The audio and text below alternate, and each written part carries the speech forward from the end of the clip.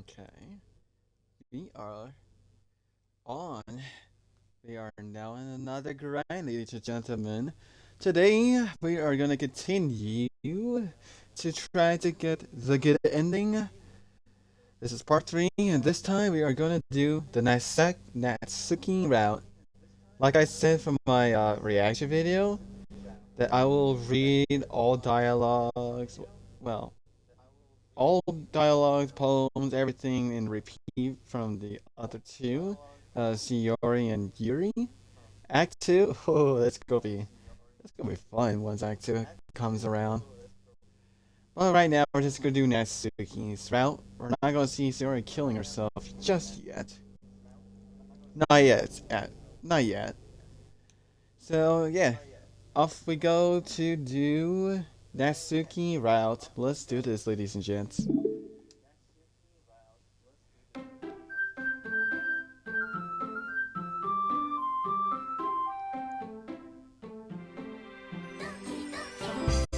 Doki, Doki. Oh yeah, we're gonna get this one. Achievement. There we go. Got the achievement. No. Choose not to quit DTLC. Why not? It's one of those achievements I need to grab. I didn't even realize it was an achievement at that time. Until I had to do some secret dirty searches, you could say.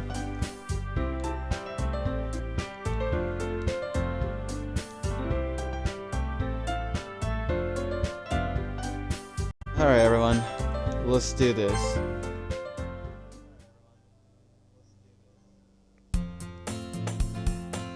Hey! I see an annoying girl running towards me from the distance, waving her arms in the air like she's totally oblivious to any attention she might draw herself to. Give me a moment, ladies, gents. Let's see if I can try to hear myself.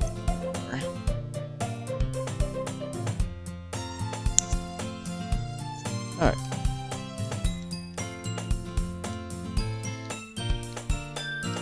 That girl is Shiori, my neighbor and good friend since we were children. You know, the kind of friend you never see yourself making today, but it just kind of works out because you've known each other for so long. We used to walk together on days like this, but starting around high school, she would oversleep more and more frequently, and I would get tired of waking up. But if she's going to chase after me like this, I must feel better off running away. However, I just sigh and idle in the front of the closet like a listener catch up to me. Alright, let's see if I can do my girl voice. I actually can't. I don't have a speaking voice like I used to. Even if I don't sound like it, I do have a very little deep voice. I overslept again. But I caught you this time. Maybe, but only because I decided to stop and wait for you. You say that like you're thinking about ignoring me. That's me, Lyle. Well, if people stare at you for acting weird, then I don't want them to think we're a fine, but you did wait for me after all. I guess you don't have it in you to be mean even if you want to. Whatever you say, Shiori. We crossed the street together and make our way to school. As we draw near, the street became increasingly speckled with other students making it their daily commute. By the way, Lyle, have you decided on the club to join yet? The club? I told you already, I'm really not interested in joining any clubs. I haven't been looking either. That's not true. You told me you would join a club this year. Did I? I'm sure it's possible that I did, in one of our many conversations where I dismissed me go along with whatever she's going on about. Yeah, I do that a lot. Why do you think I yell that sometimes? In some serious look many people's faces. Shiori likes to worry a little too much about me when I'm perfectly content just getting by on the average while spending my free time with games and anime. And to be fair, games for me, yes. Anime, I don't watch anime. I don't really care about it. I like to shoot, kill people, chase them. Yeah, that's okay. Uh-huh. I was talking about how I'm worried that you won't learn how to socialize or have any skills before college. Your happiness is really important to me, you know? Oh yeah, because this happened in Japan. College is a big thing there. Here in America, no one doesn't give a fuck. And college these days is not worth it. College is just shit. Waste of money. Well, that's just my opinion. And I know you're happy now, but I die at the thought of you becoming a NEET in a few years because you're not used to the real world. You trust me, alright? Don't make me keep worrying about you. Alright. I'll look at a few clothes if it makes you happy. No promises though. You at least promise me you'll try a little? Yeah, I guess I'll promise you that. Yay.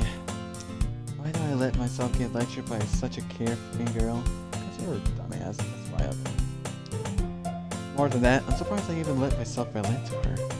Rah. I guess seeing her worry so much about me makes me want to ease her mind at least a little bit. Even if she does exaggerate everything inside of her head. I wonder fucking why. School day is as ordinary as ever, and it's over before I know it. After I pack up my things, I stare blankly at the wall looking at an ounce of motivation. Clubs. Sayori wants me to check some clubs. I guess I had no choice but to start with the anime club. Hello? Sayori? Sayori must have come into the classroom while I was spacing out. I look around and realize I'm the only one left in the classroom. I thought I'd catch you come out of the classroom, but I saw you just sitting here and spacing out, so I came in. Honestly, you're even worse than me sometimes. I'm impressed.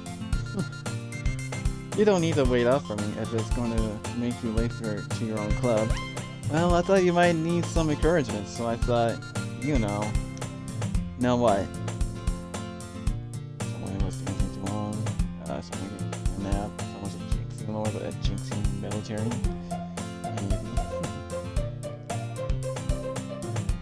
Well, that you could come to my club. Sayori? Yeah? There's no way I'm going into your club. Meanie. Sayori is vice president of the literature club. Not that I was ever aware that she had any interest in literature. In fact, I'm 99% sure she only did it because she thought it would be fun to help start a new club. Since she was the first one to show interest after the one who proposed the club, she inherited the title vice president. That said, my interest in literature is guaranteed to be even less. Yeah, I'm going to the anime club. Come on, please. Why do you care so much anyway? Well, I kinda told the club yesterday I would bring a new member.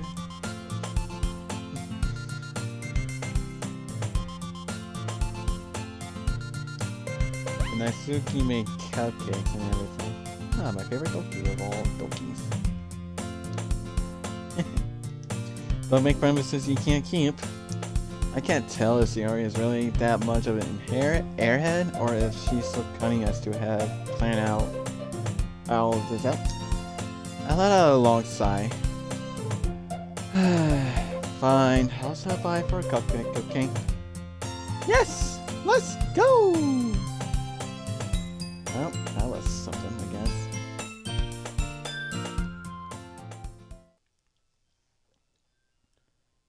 I'll be Nikki. What? Why did the music stop? I'm so scared. Oh my god. That was so funny at the time when me and Jeff watched. It was so funny. We might be dickheads, but oh well. We're just who we are. I mean, Nikki's an asshole too. In a good way, anyway. Good mother too. I dejectedly follow Sayori across the school and upstairs, a section of the school I rarely visit. Sayori, full of interest, swings open the classroom door. Everyone, the new member is here. I told you, don't call me a new member. I glance around the room. Welcome to the Literature Club. It's a pleasure meeting you. Sayori always says nice things about you. Seriously, you brought a boy? Hey, to kill the atmosphere. Ah, Laya, what a nice surprise. Welcome to the club. Shh. All words escape me in this situation. This club is full of incredibly cute girls. What are you looking at? If you want to say something, say it. Sorry. I Natsuki?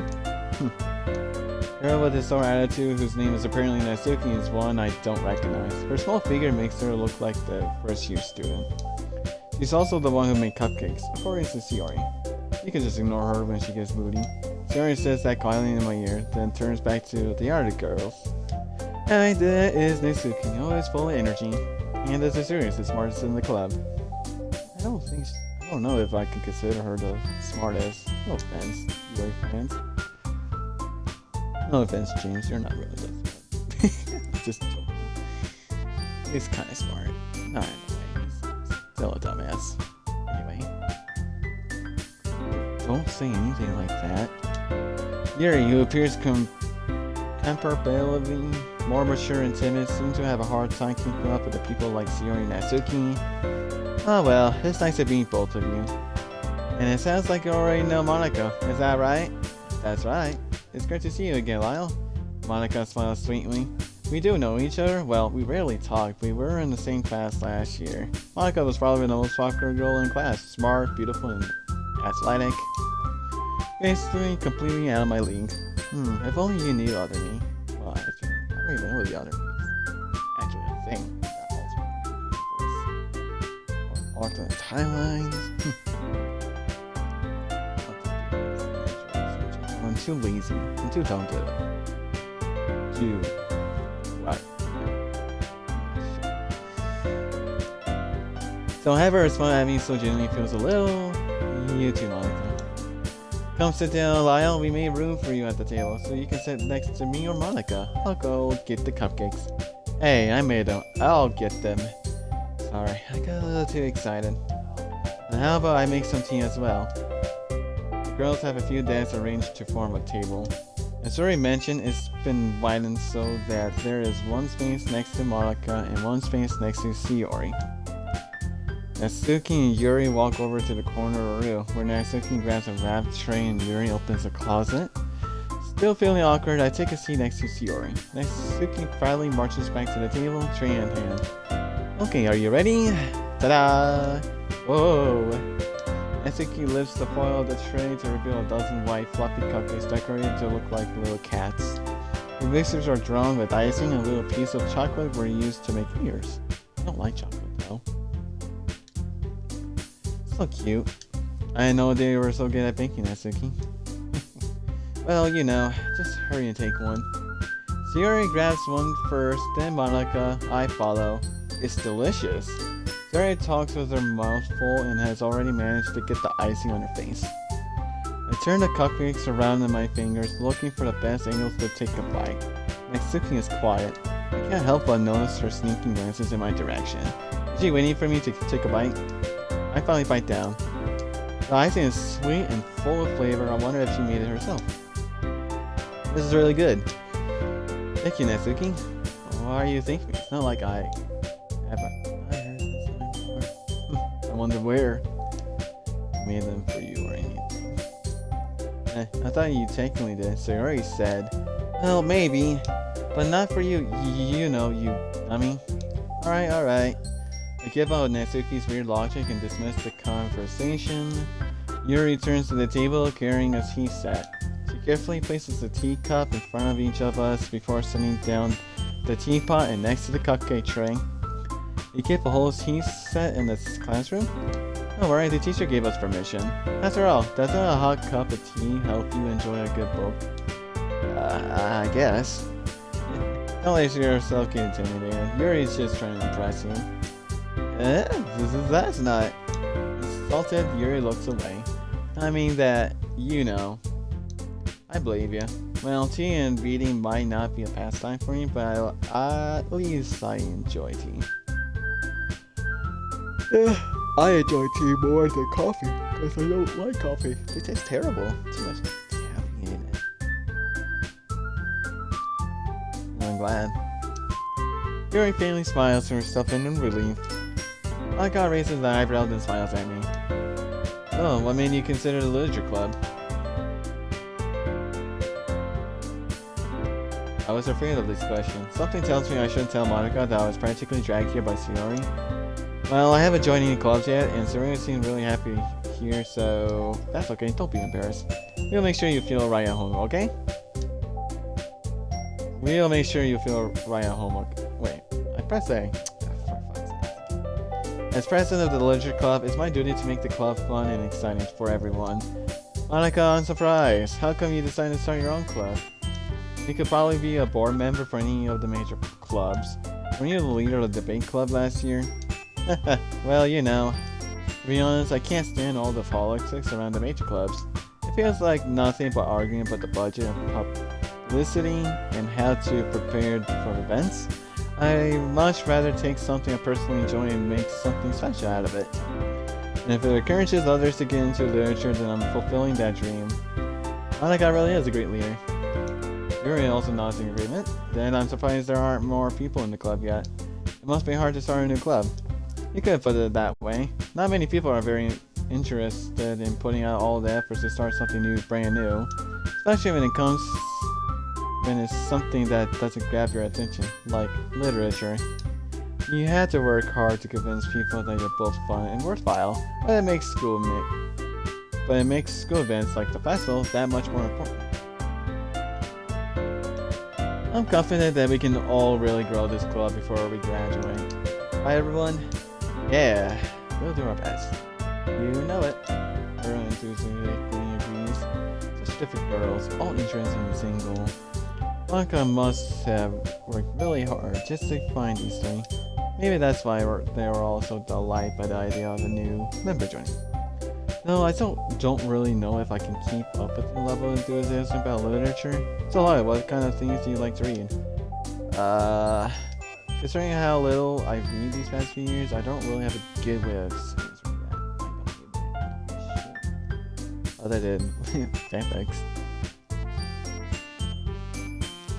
Manga. I mutter quietly to myself, half joking. My head's suddenly perked. Alright, we'll hang out with you later. It looks like she wants to say something, but she gets quiet. Not much of a reader, I guess. Well, that could change. What am I saying? I spoke without thinking after seeing Yuri's sad smile. Anyway, what about you, Yuri? Well, let's see. Yuri chooses the rim of her teacup with her fingers. My favorites are usually novels that build deep and complex fantasy worlds.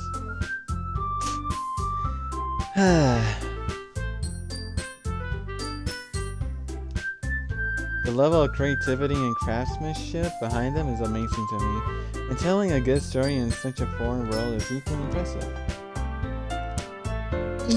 Yeah, totally.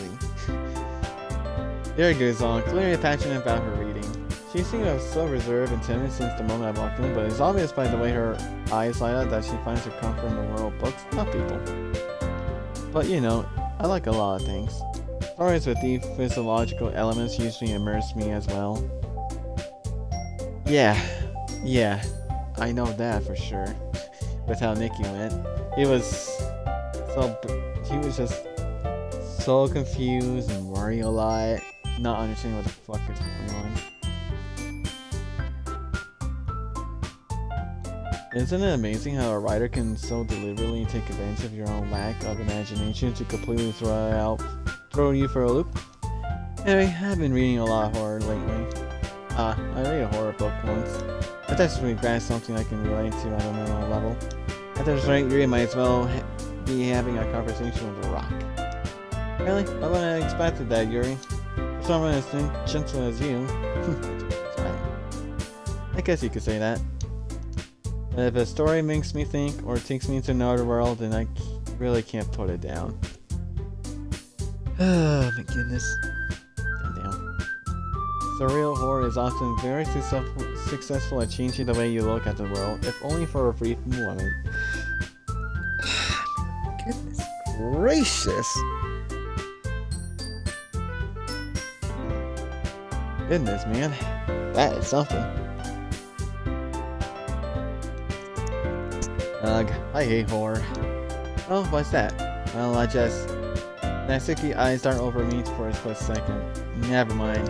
That's right, you usually like to write about cute things, don't you, Natsuki? What?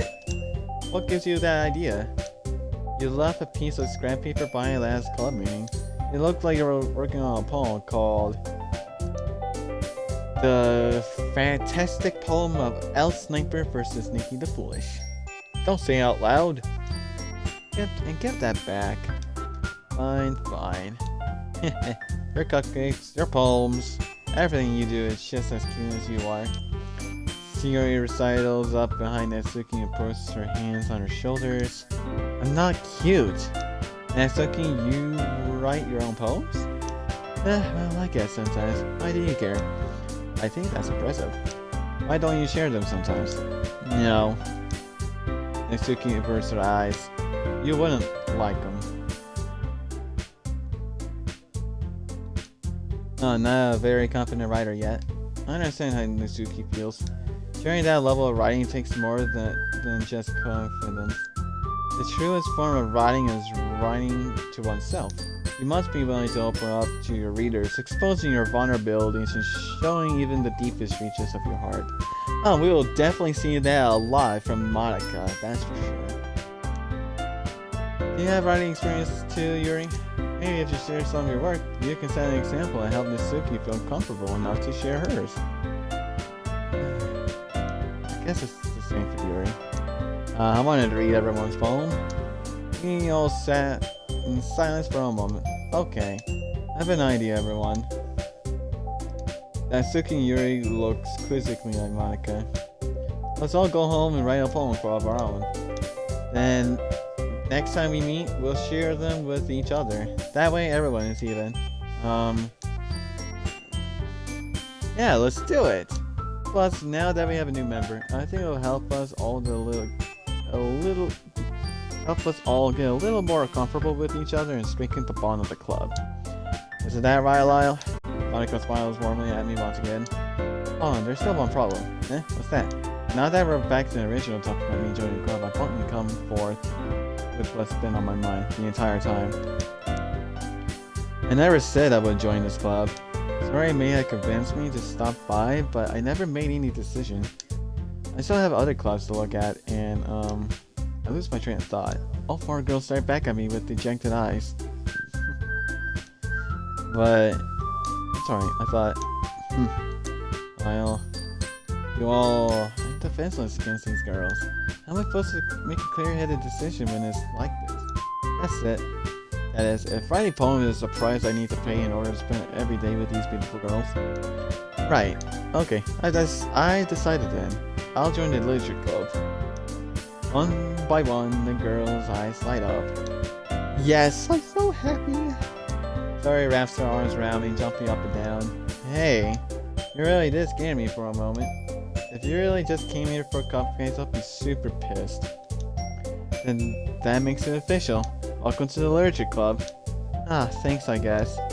Okay everyone, I think with that we can officially end today's meeting on a good note. Everyone remembers tonight's assignment? Write a poem to bring to the next meeting so we can all share. Monica looks over at me once more. I look forward to seeing how you express yourself. Yeah. Can I really impress the class star Monica with my mediocre writing skills? Why do I feel the anxiety welling up inside me? Meanwhile, the girls continue to chit-chat as Yuri and Natsuki clean up their food. Hey, since we're already here, do you want to walk home together? That's right, sir. I never walk home together anymore because you always stay after school for clubs. Sure, might as well. Yay. With that, the two of us depart the club room and make our way home. The whole way, my mind wanders back and forth between the four girls. Shiori, Natsuki, Yuri, and of course, Monica. Will I really be happy spending every day after school in a literature club? Probably not. Someone's gonna kill himself a few times. Perhaps I'll have a chance to grow closer to one of these girls. Alright, I'll just need to make the most of my circumstances and sure good fortune will find me. And I guess that starts with writing a poem tonight. It's time to write a poem. Pick a word you think your favorite club member will like. Something good might happen with whoever likes your poem the most. Strawberry.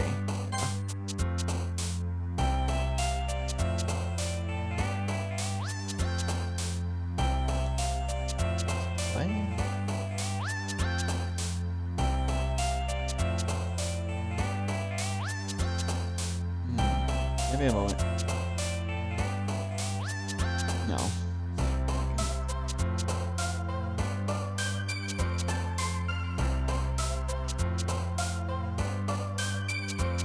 Marriage. No.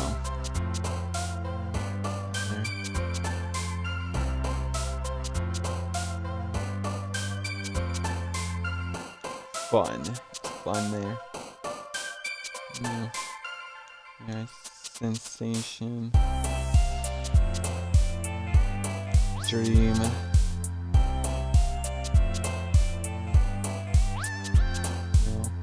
Lion's not there. Explode.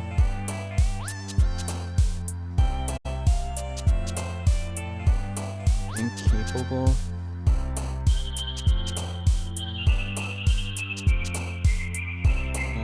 Daydream. Bad. Huh, what the hell, dude?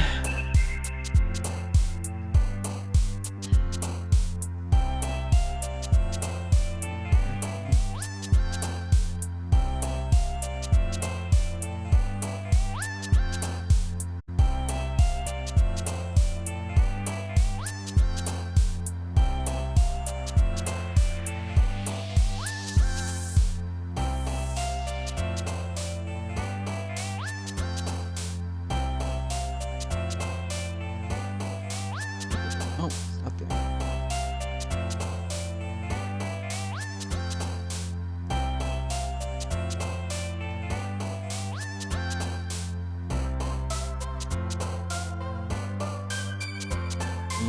There. They're just not fucking there.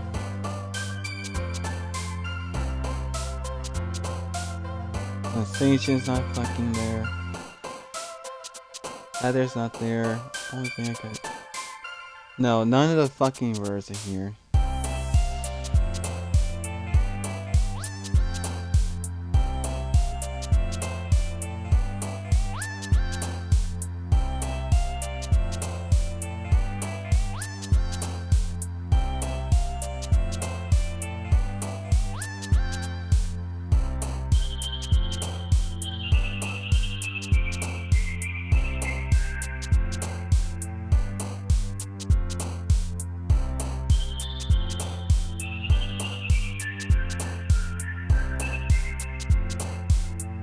Maybe I can find it in this list. But it is Act 1 though.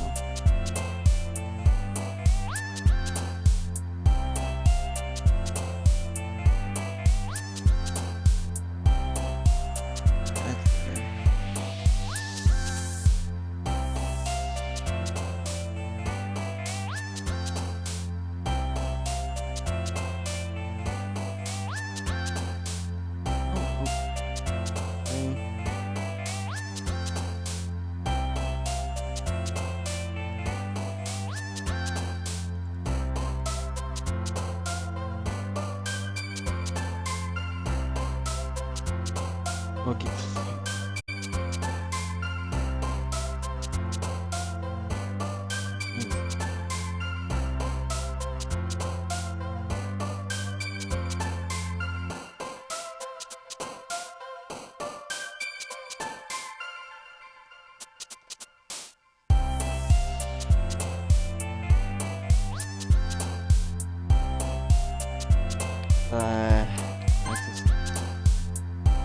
I don't know. There's just nothing there for me I can do.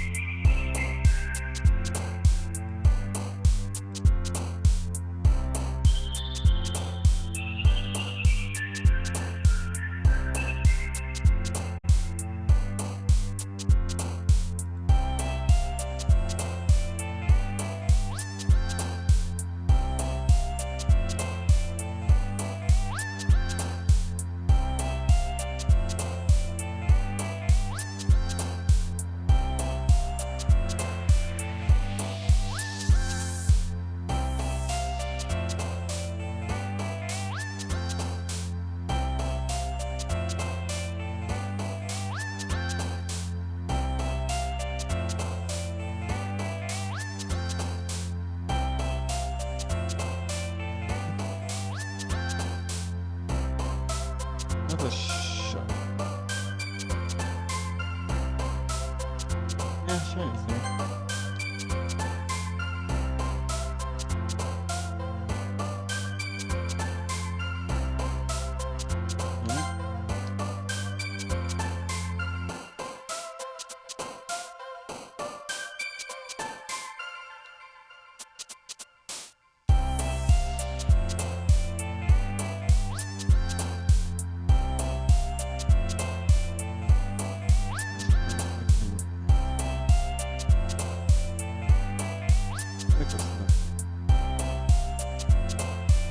Awesome spot.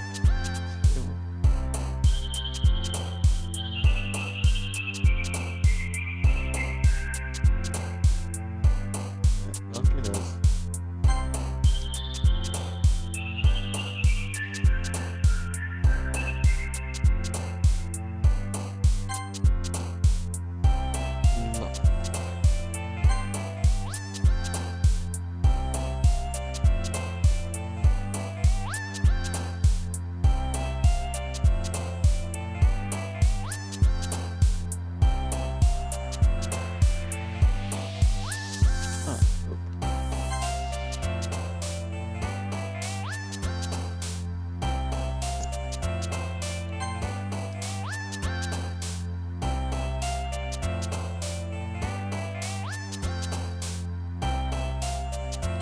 Bubbles.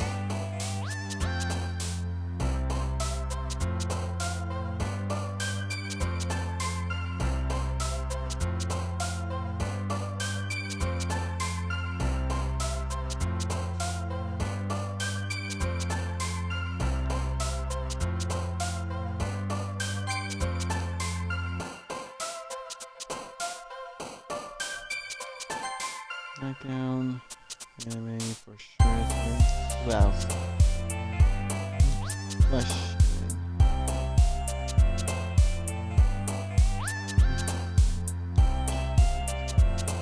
Yep.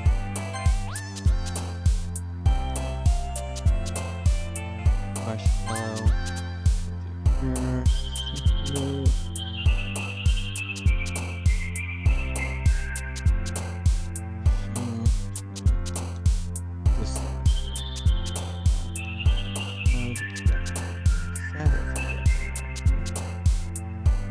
Anger.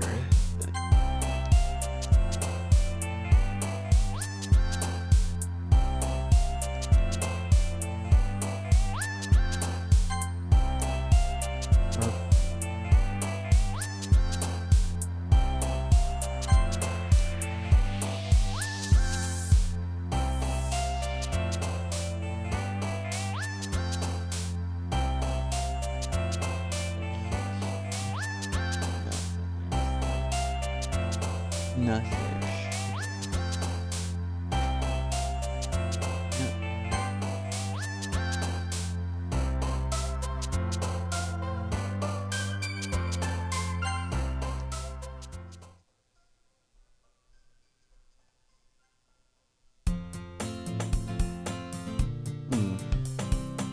I didn't fucking get it.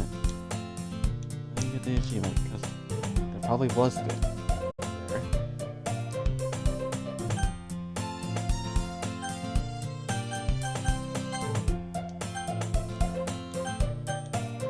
I know, but I want to.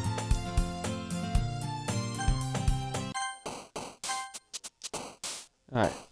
I had to do it again because it didn't do what I wanted, you know?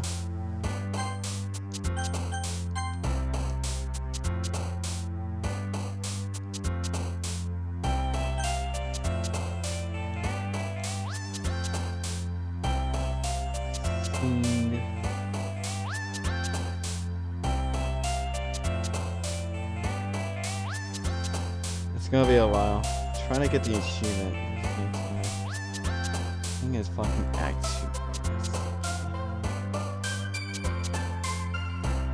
2. Also for Act 2, a charm.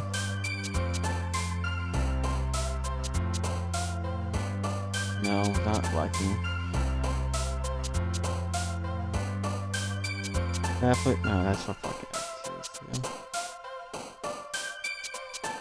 too. No.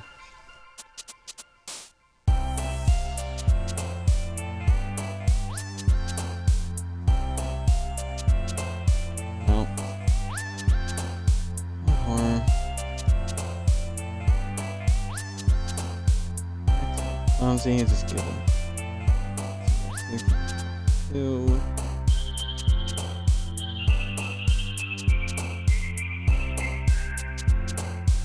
Party's fucking active.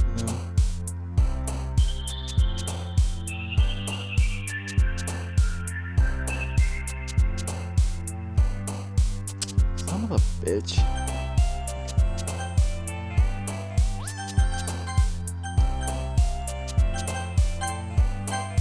Yes, that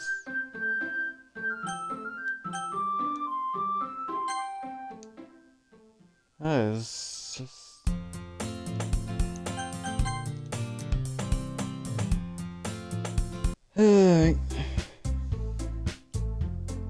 It's gonna be a while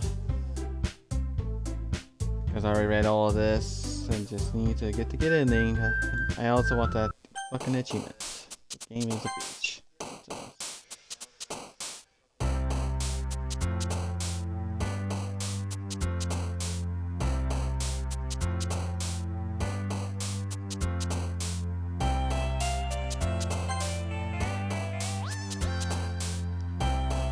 Stream promise is definitely not there.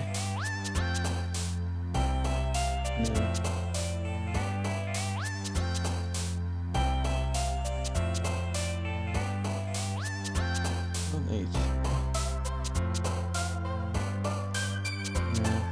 Strawberry for sure is there.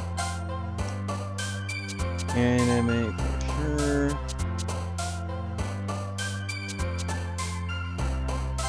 Bouncing. Nightgown. Yeah, nightgown is there. Yeah, that's it.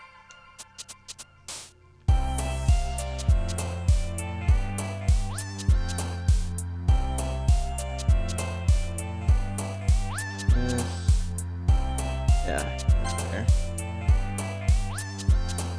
Bunny. Email. No, sure.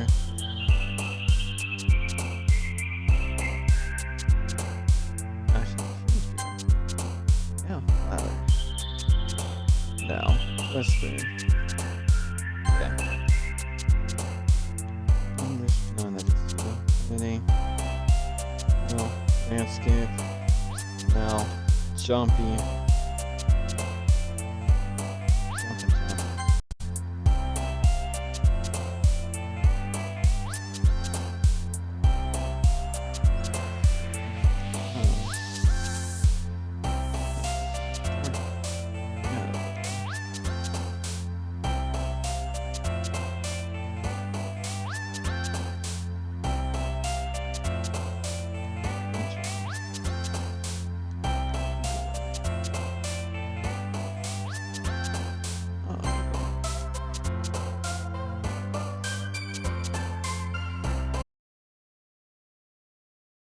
Jumpy. Shiny. It's right there.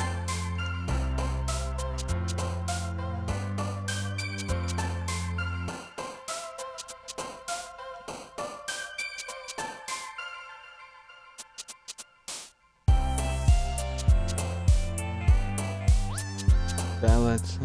Yeah, it's right there.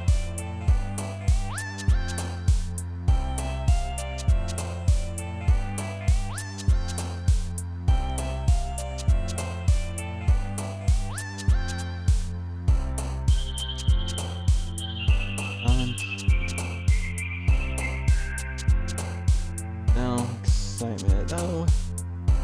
Info. No. Right. No. No. Bubbles. Yeah.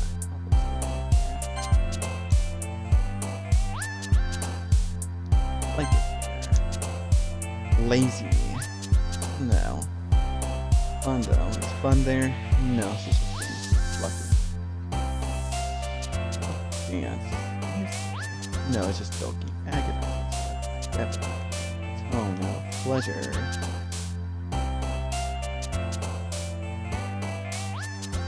No. Anything? No. Disaster? No. Unending? No. Fun?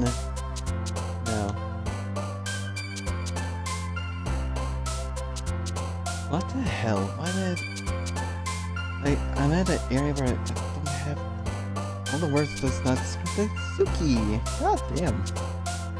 I just want this achievement and I can't get it because this game is a bitch.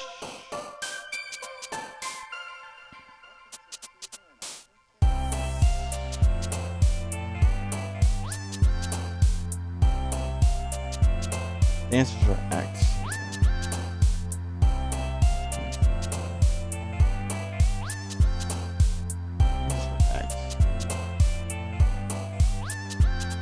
He's not there.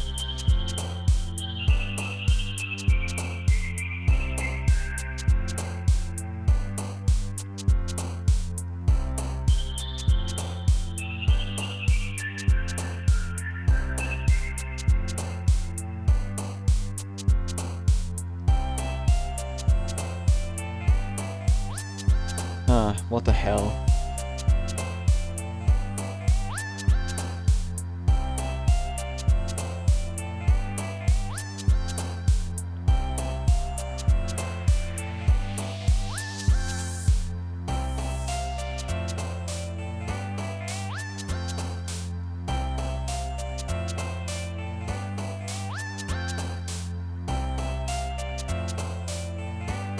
Nope, none of these words even describes her.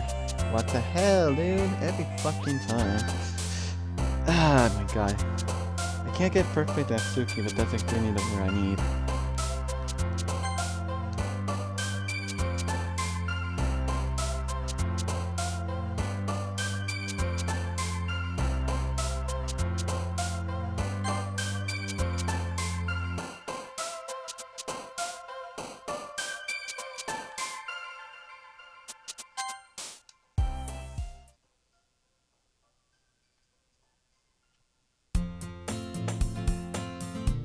Yeah, Lyle. That's easy and run away. No, god damn it! I didn't get the damn achievement because this game is an asshole. Damn it. Hey, Benny, please. Yes.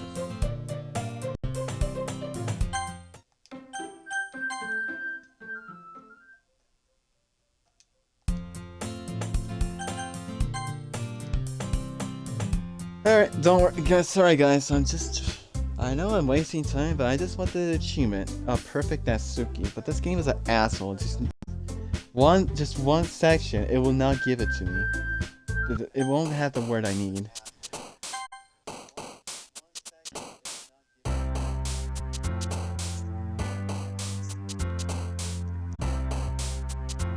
Alright, out.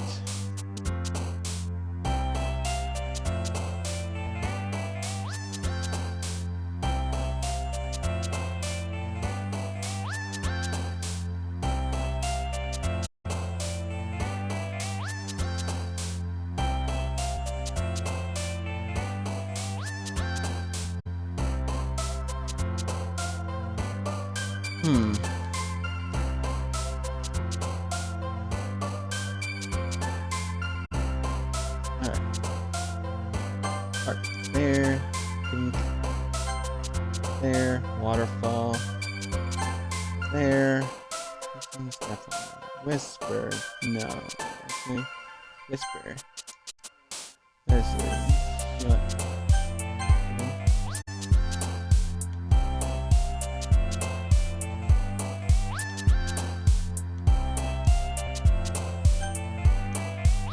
in case.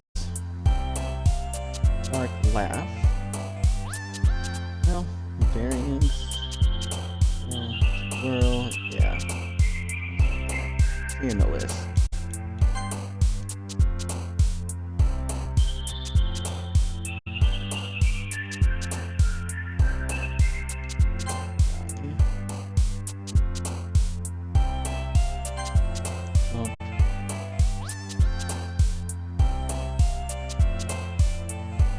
Anger.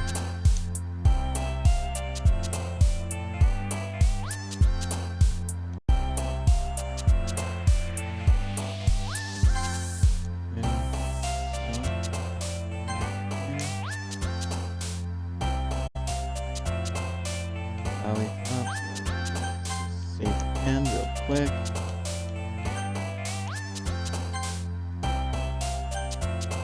Let's just add to.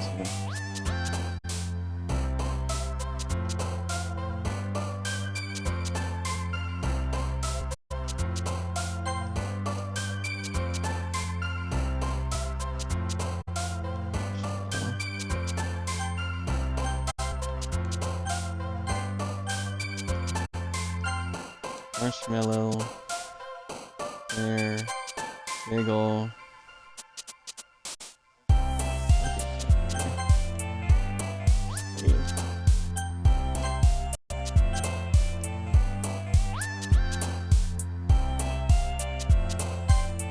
Puppy. Oh yeah, anyways, right there.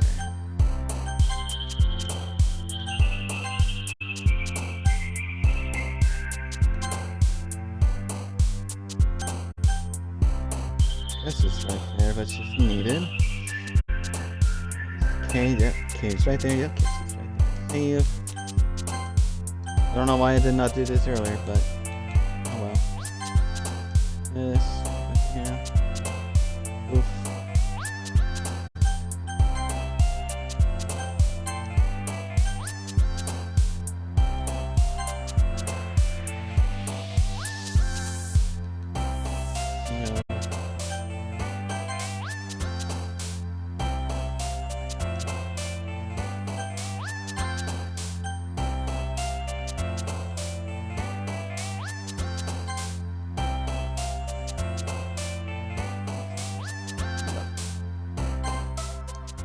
There we fucking go. Got it. Perfect natsuki. Achievement unlocked. There we go. Alright everyone, I finally got it. I got RNG was lucky that time.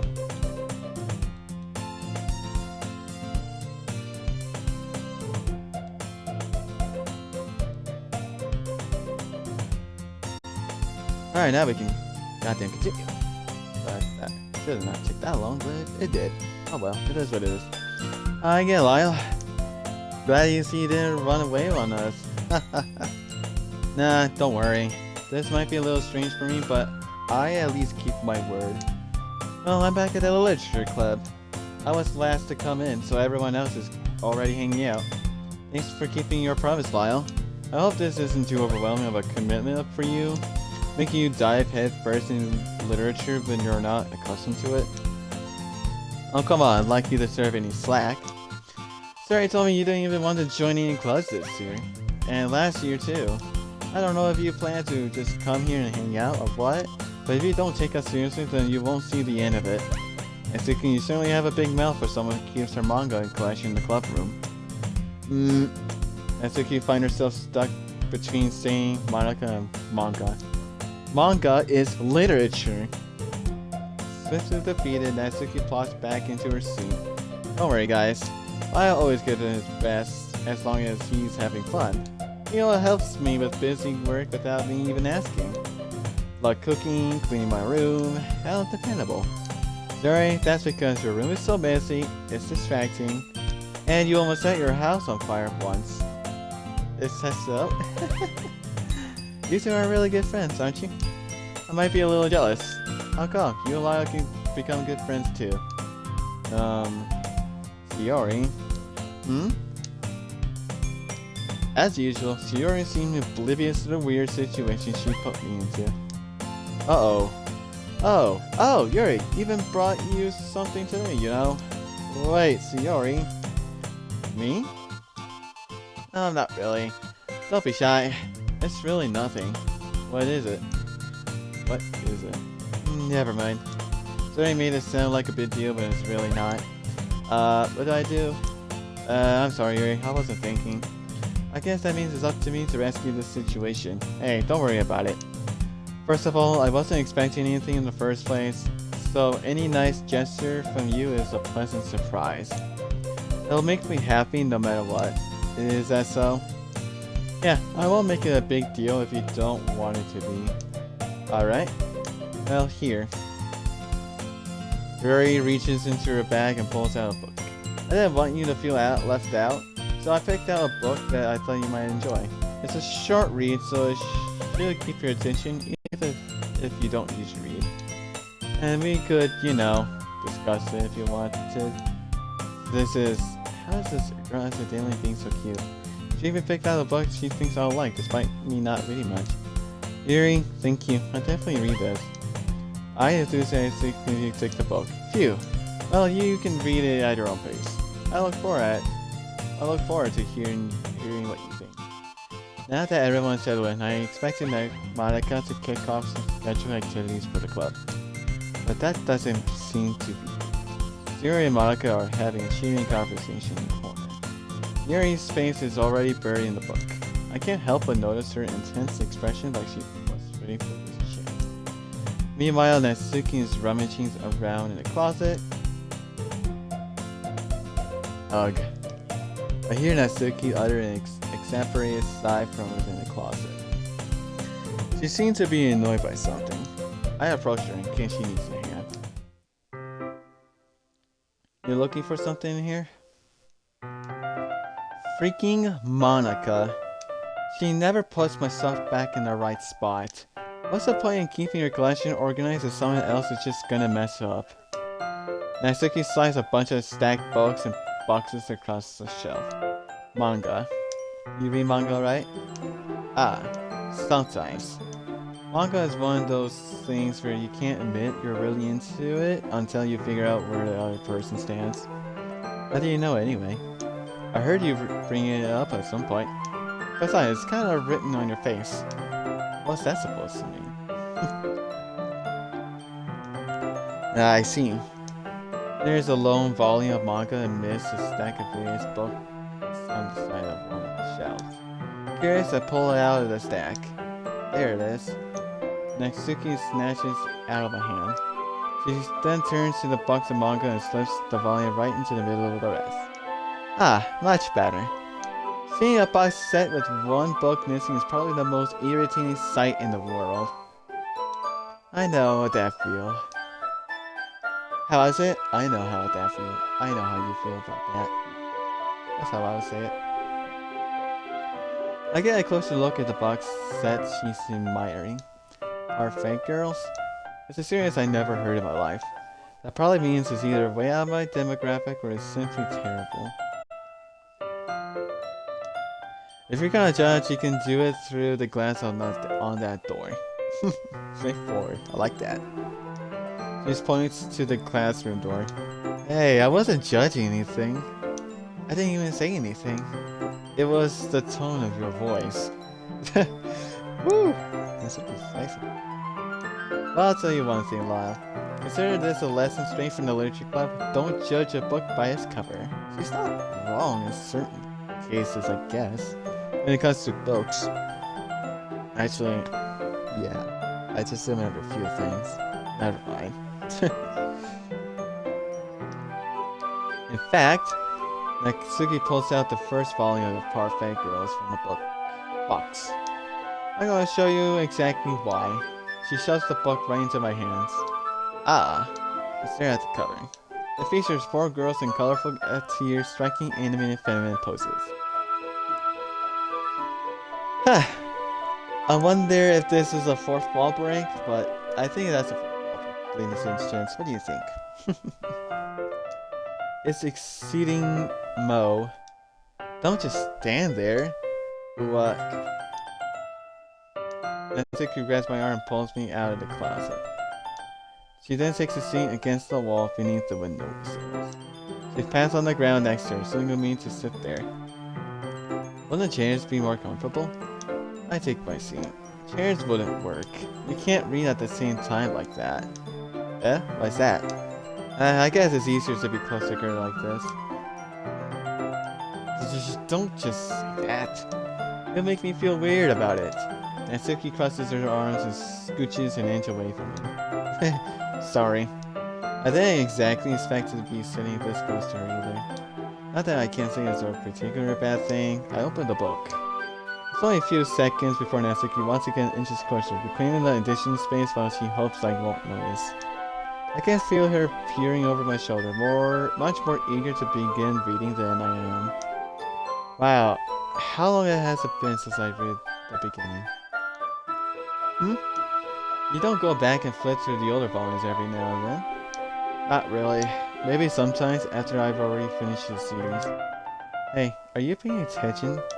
Uh, I am, but nothing's really happened yet, so I can't talk at the same time. It's like it's a bunch of friends in high school.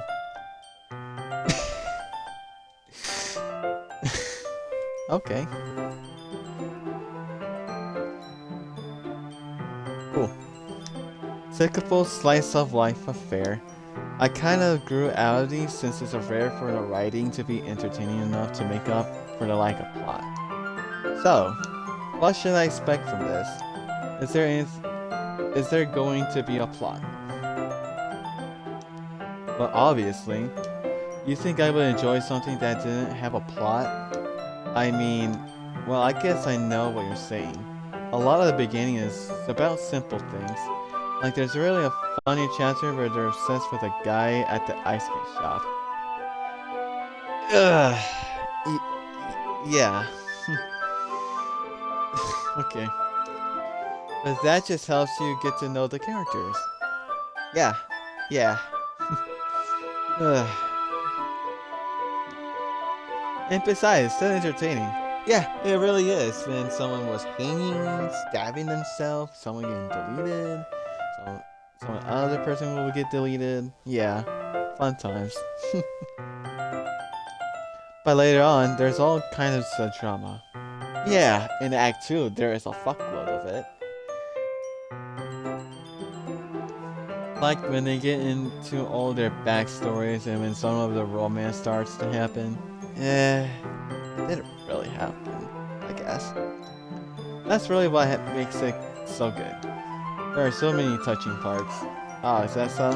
It sounds like you really know what you're talking about. Maybe I underestimated you. Hey, wait.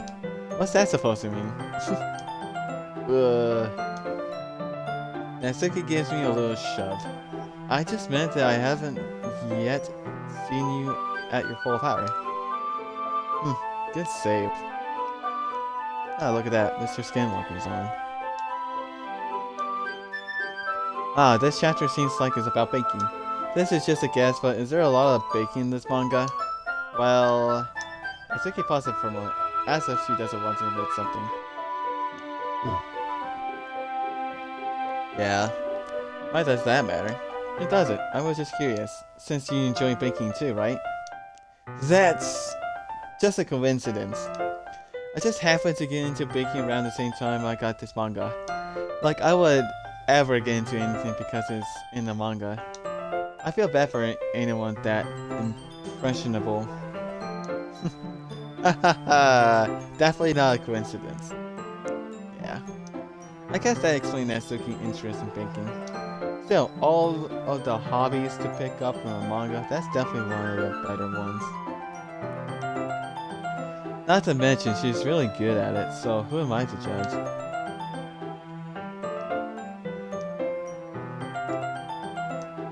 We read on for a few more minutes. I finished a couple chapters at this point. Are you sure this isn't boring for you? It's not. Even though you're just watching me read. Well, I'm fine with that. If you say so. I guess it's fun sharing something you like with someone else.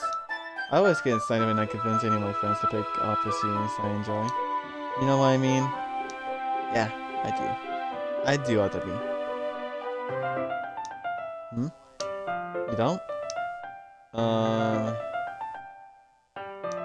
That's not... Well, I wouldn't really know. What do you mean? Don't you share your manga with your friends? Could you not rub it in? Jeez. Ah, sorry. Like, I could ever get my friends to read this. They just think manga is for kids. Oh, it's definitely not. There's a lot of interesting manga out there. I can't even bring it up without them being all like, eh? You still haven't grown out of that yet? Make me want to punch them in the face. Makes me want to punch them in the face. I know those kinds of people. Honestly, it takes a lot of effort to find friends who don't judge, much less friends who are also into it. I'm already kind of a loser, so I guess I gravitated towards the other losers over time. But it's probably harder for someone like you.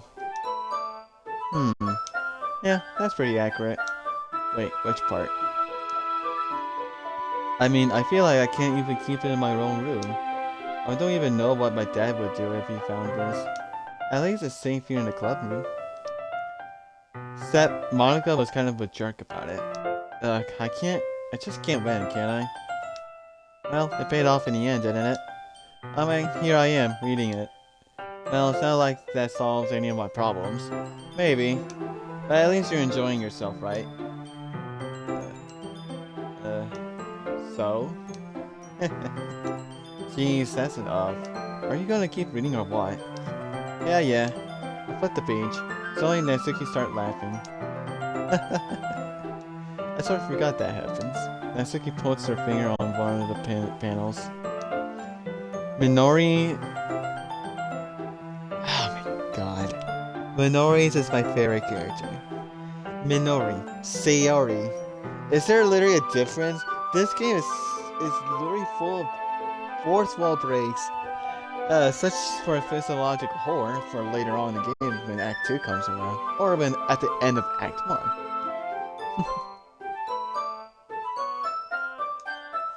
You always feel a little bad for her since she's so unlucky. Yeah, she's that unlucky that someone screwed up with her head because of glitches and all that. But it gets especially bad when... I shouldn't be talking about that yet. Just finished this chapter. Natsuki's voice sparkles with excitement. It's a stark contrast to her usual bossy tone.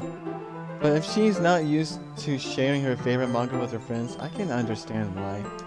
It's hard to express in words the feeling you get when connecting with someone like that. Yeah, because you got asshole friends. Actually, super fake friends. That's why I meant fake friends. I prefer to have asshole friends than fake friends.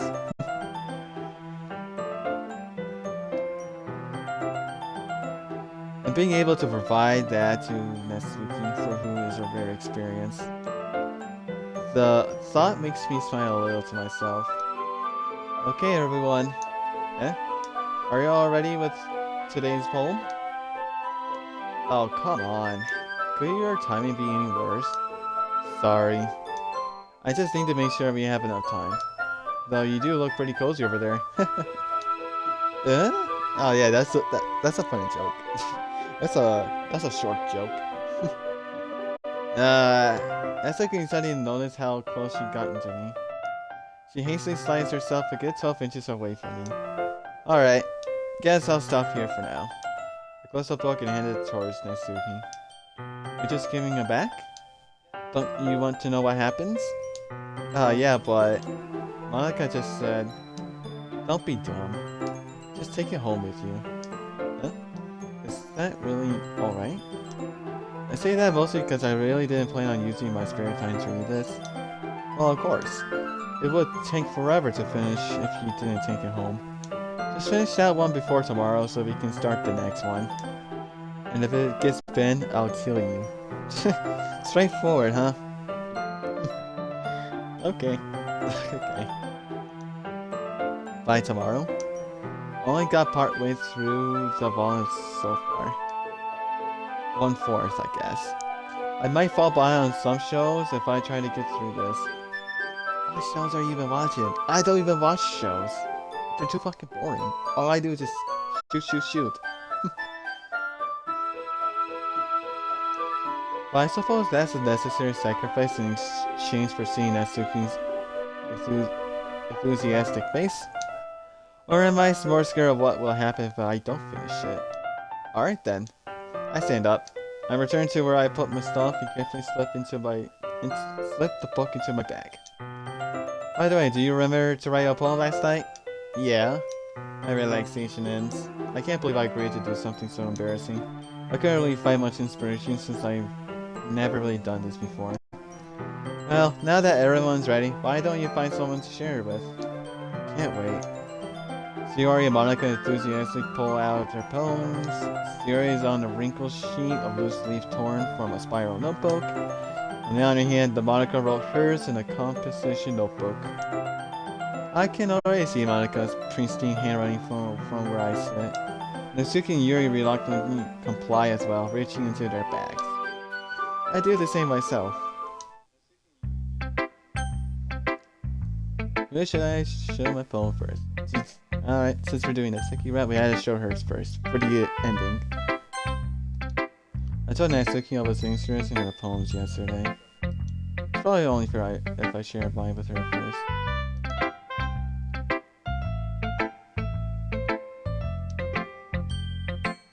Okay, well let's start with the things I don't like. First of all, Natsuki rereads my poem.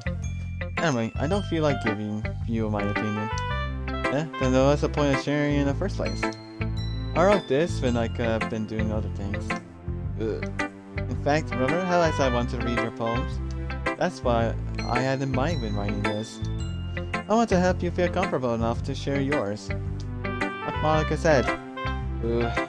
Well, I would be more comfortable sharing my poems if yours was really bad. You were supposed to show me some dumb poem and make me go, ha! Well, it's not that great, but let me show you what real literature looks like. And you went and ruined it. I hope you're happy. Oh, I sure am. So, in other words, you're saying you liked it. Yeah, basically. Natsuki retort gets caught in her throat. Ugh, you're so... You just don't understand anything, do you? I already told you that you don't have to go announcing it to the world like you're all self-important. Well, I know for sure someone will in the future for this game. Soon. Pretty sure you never actually said that. I said that mostly to myself. Natsuki must really hate me or something. I can't figure out if it's a win or a loss that she liked my poem. In any case, you still need to show me yours, right? Grr, fine, I guess. Only because Monica will make me if I don't. Eagles can fly, monkeys can climb, crickets can leap, horses can race, owls can seek, cheetahs can run, eagles can fly, people can try, but that's about it. Ah yes, I know what that means. I'll be right back though. I gotta piss and make some pizza. I'll be right back, ladies and gents.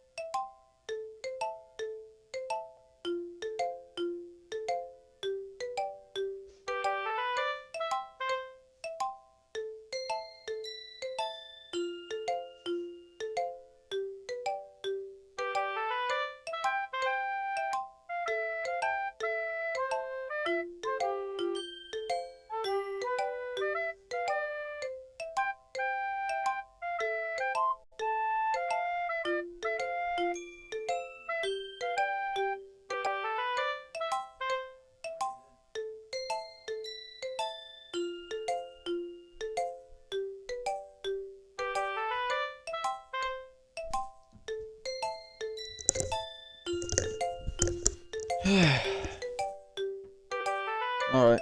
Sorry about that, guys. I'm back. Instead of making pizza, I got myself my dad's chicken. Hell yeah.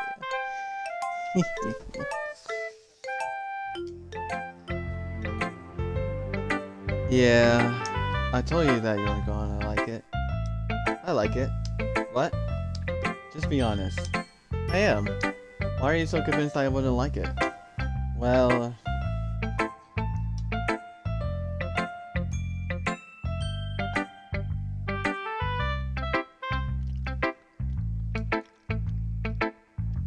because everyone in high school thinks that writing has to be all sophistical and stuff.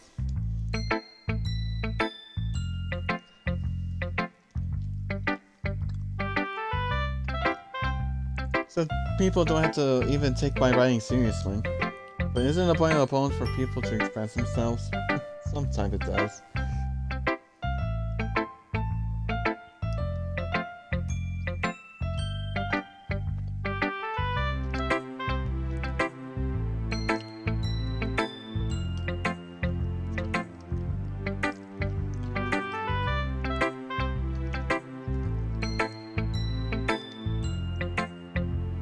Your writing style wouldn't make your message any less valid.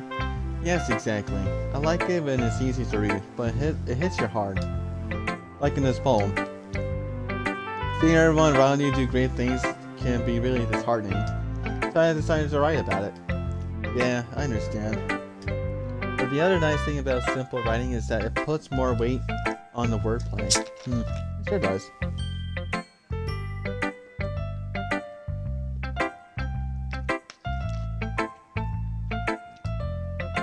Like, I set it up for a rhyme at the end, then made it fall flat on purpose. It helps bring out the feeling in the last line. So you did. I guess more went into it than I realized.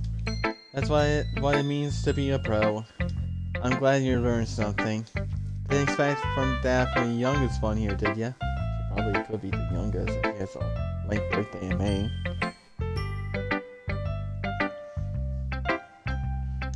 Yeah, guess not. I decided to humor her with the last comment. I don't really care how old everyone is, but if Natsuki is feeling proud, then I won't take that away from her.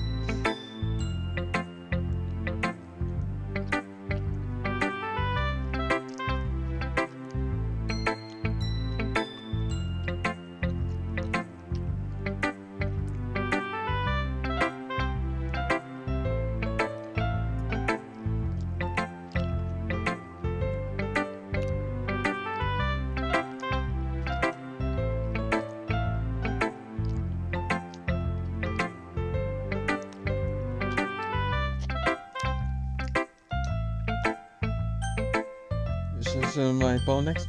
Yep. Sorry. This is a good poem, Lyle. Are you sure it's your first time? Of course. It's not that bad. Am I the kind of guy who would be writing poems in his spare time? I guess you're right, but that's why it impressed me. Well, to be honest, I was afraid that you wouldn't do it seriously. Or that you wouldn't write one at all. I'm really happy just that you wrote one. It just reminds me of how you're really a part of the club now.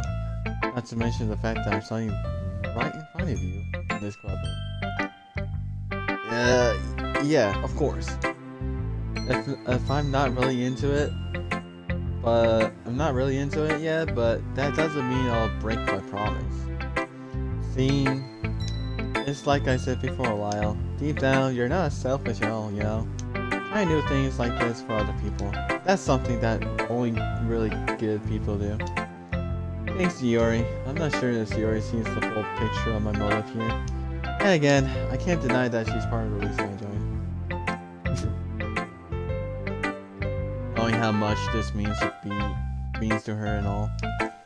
Yeah, and I'm gonna make sure you have lots of fun here, okay? That will be my way of thanking you. Alright, I'm gonna hold you to that then. Yay. Now you'll read my poems too, right? Don't worry, I'm really bad at this. Press that game. We'll see about that.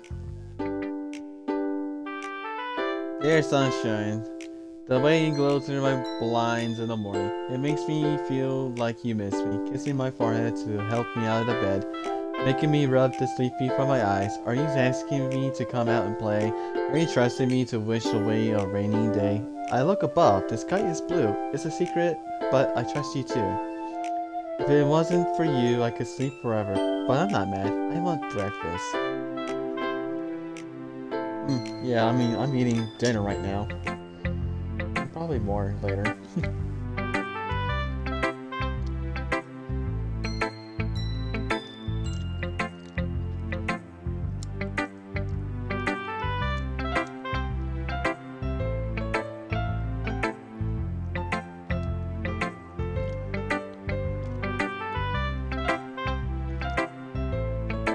Yori, this is just a guess, but do you wait until this morning to write this? No? Just a little bit. You can't answer just a little bit to a yes or no question. I forgot to do it last night. But at least that makes me feel a little better about myself. Don't be mean. I still try my best. Yeah, I didn't mean to say that it was a bad poem. It came out nice, or how should I put it? It sounds just like you. Really? Yeah. Especially that last line. I made eggs and toast. Even though you were late to school, James is live streaming Warhammer 40,000.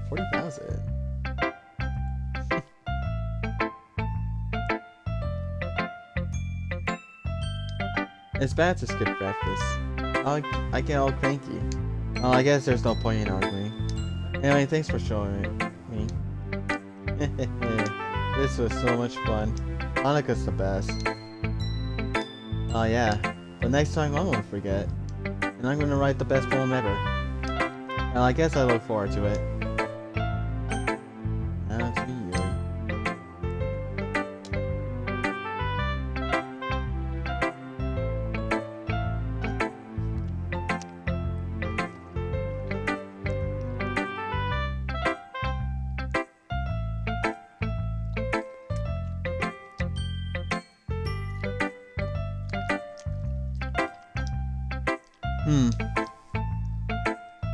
Very serious about my poem.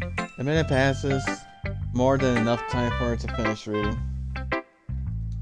Oh, sorry. I forgot to start speaking. Oh yeah, just like Biden, the dumbest fucking president ever.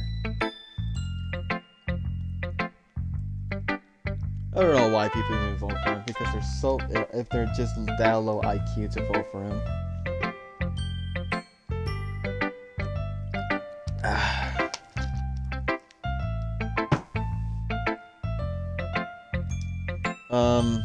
It's fine. Don't force yourself. I'm not. I just need to put my thoughts into words. Hold on. Okay. This is your first time writing a poem, right? Yeah. Why do you ask? I'm just making sure. I guess that it might be after reading through it. So it's that bad. No. Did I just raise my voice? I'm so sorry. Three birds are paints in their hands. I couldn't help but notice that it's been several minutes and we already haven't gone anywhere. It might take Yuri a while to get used to new people. It's fine. I really didn't notice.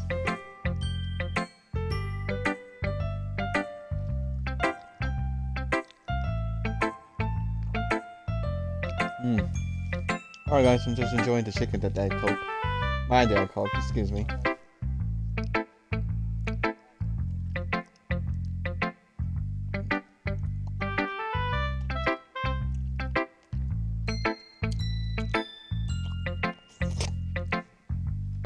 I'm done. It's fine. I really didn't notice. Wherever you saying? Right, it's just that there are specific writing habits that are usually typical of new writers. And having been through that myself, I kind of learned to pick them to pick up on them. I think the most noticeable thing I recognize in new writers is that they try to make their style very deliberate. In other words, they tend to pick a writing style separate from the topic matter and they form fit the two together.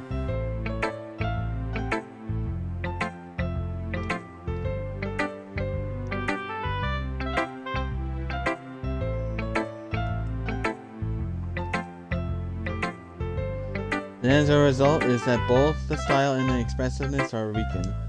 Once you find her train of thought, it's as if her demeanor totally changes.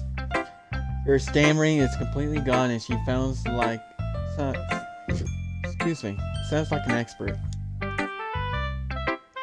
Of course, that's not something you can blame me for. You can be blamed for. There are so many different skills and techniques that go into writing even a simple poem. Not just finding them and building them, but getting them to work together is probably the most challenging part. It might take you some time, but it all comes with practice and learning by example and trying new things. I also hope that everyone else in the club gives you valuable feedback. Natsuki can be a little biased though. Biased how? Well, never mind. I shouldn't be talking about people like that. Sorry, it's fine. I'm not sure if Yuri's apologizing to herself, to me, or to Natsuki. Do you mind if I read your poem now? Please do. I'd love to share my thought process behind it. Yuri smiles dreamily, as if that's a rare opportunity for her. Which itself is kind of funny. After all, isn't this supposed to be a literature club? Goes under the light, the tendril of my hair illuminate beneath the amber glow, bathing. It must be this one, the last remaining streetlights will have withstood the test of time, the last yet to be replaced by the sickening blue-green hue of the future. I bathe, calms, breathing air of the present, but living in the past. The light flickers, I flicker back. I'm sorry if I have such a terrible handwriting. What? I wasn't thinking that at all. But it took you a long time to read it. Oh, really? Ah. Well, I just don't read scripts very often. I actually think your writing is pretty. Eh? That's a relief. Also, I like the poem. Even though it's short, it was really descriptive. It wasn't too short? I usually write longer poems. Not at all. I'm really glad you liked it. I'll be honest, since it's our first time sharing, I wanted to write something a little more mild. Something easy to digest, I suppose. Are you into ghosts, Yuri? Woohoo! Actually, the story isn't about a ghost at all, Lyle. Really? I must have totally missed the point. Well, I suppose you did only glance over it, after all. But remember that poets often express their own thoughts, feelings, and experience in their work. They usually do more than tell a simple story or paint a picture. In this case, perhaps the subject of the poem is only being symbolically compared to be a ghost. Lingering in her last remaining place of comfort, unable to let go of the past. And soon to be left with nothing. That's a lot more solemn putting it that way. I hadn't even thought of that. That's impressive. It's nothing really. Well, it makes me happy that you think that. Just remember that it won't be long before you pick up on those things too. Yeah, maybe you're right. I guess I have to keep trying. I'm counting on you. Next. I'll be right back. I'm gonna put my plate away.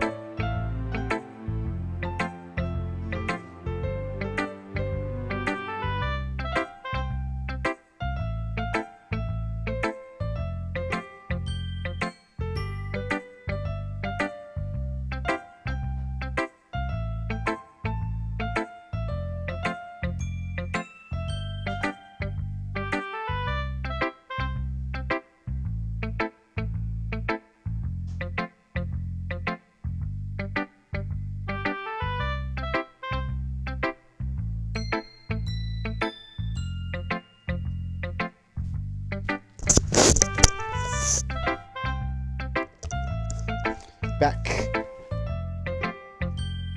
Alright, let's do this. Last but not least, Monica. Hi, Lyle. Have a good time so far? Yeah. Good, glad to hear it. By the way, since you're new and everything, if you ever have any suggestions for the club, like new activities or things we can do better, I'm always listening. Don't be afraid to bring them up, okay? Alright, I'll keep that in mind. Of course, I'll be afraid to bring things up. I'm much better off just going with the flow until I'm more settled in. Anyway, want to share your poem with me? It's kind of embarrassing, but I guess I have to. Don't worry, Lyle. We're all a little embarrassed today, you know? But it's that sort of barrier that we all learn to get past it. Yeah, that's true. I am bound to come up poem. I like it, Lyle. Really? It's a lot cuter than I expected. I wonder why. It's a reference to Natsuki. Well, she is cute. I mean, she's short and all. Oh, jeez. No. This kind of makes me think of something Natsuki would write. And she's a good writer, too. So take that as a compliment. If you say so. Yep. There's a lot of poems and stories out there that are no more than simple words. They can be funny, endearing, or even sad. Sometimes they're only a few lines long. They might even feel like they're written for kids, but if you think about them, they can express views of the world that would apply to anybody. I see. So you're saying that Natsuki is kind of like that? Sort of. Maybe she's not an expert, but you probably won't find much filler in her poems. They might be easy to write, but they're super challenging to get the meaning through. So I can see why it would be your kind of poem to explore. I'm sure I'll end up trying different things a lot. It could take a while before I feel comfortable doing this. That's okay. I'd love to see you try new things. That's the best way to find the kind of style that suits you. Everyone else might be a little biased toward their own kind of styles, but I always help you find what suits you the most. So don't force yourself to write the way everyone else wants you to write. It's not like you have to worry about impressing them or anything. Anyway, do you want to read my poem now? Don't worry, I'm not very good. You sound pretty confident for someone who claims to not be very good. Well, that's because I have to sound confident. That doesn't mean I always feel that way, you know. I see. Well, let's read it then. Hole in the wall. It could have been me. See direction that spackle protrudes. Noisy neighbor, an angry boyfriend. I'll never know I wasn't home. I peer inside for a clue. No, I can't see. I reel blind, like a film left out in the sun. But it's too late. Stretching forever into everything, a whole of infinite choices. I realized now that I wasn't looking in. I was looking out, and he on the other side was looking in. 4 small breaks.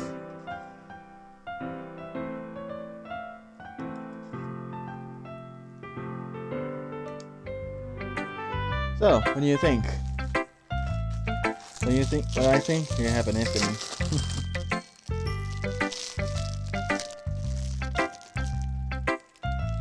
It's very freeform, if that's what you call it. So I'm not really the right person to ask for feedback. It's okay. Yeah, that kind of style has gotten pretty popular nowadays. I wonder why.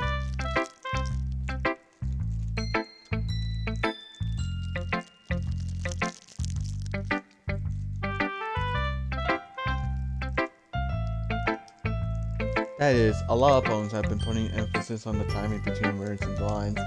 When performed out loud, it can be really powerful. What was the inspiration behind this one? Well, I'm not sure if I know how to put it. I guess you could say that I had some kind of epiphany recently. Really?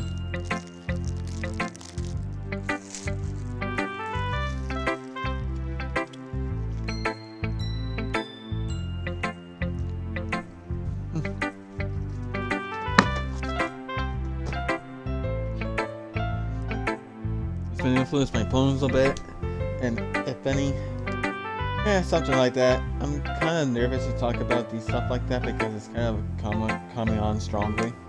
Maybe after everyone is better friends with each other. Anyway, Jesus, what a guy.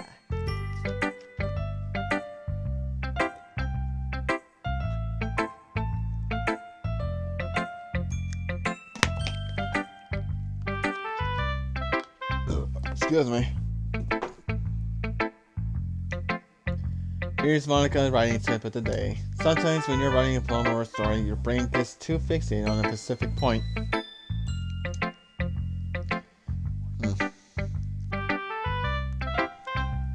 You should try so hard to make it perfect and you'll never make any progress. Just force yourself to get something down on the paper and tidy up later. Another way to think about it is this. If you keep your pen in the same spot for too long, you'll just get a big dark puddle of ink. So just move your hand and go with the flow. That's my advice for today. Thanks for listening. How nice. Phew. I guess that's everyone. I glanced around the room. That was a little more stressful than I anticipated. It's as if everyone is judging me for my mediocre writing abilities. Even if they're just being nice, there's no way my poems can stand up to theirs. This is a literature club after all. I sigh. I guess that's what I ended up getting myself into. Across the room, Sayori and Monica are happily chatting. My eyes land on Yuri and Natsuki. They gingerly exchange sheets of paper, sharing their respective poems. As they read in tandem, I watch each of their expressions change.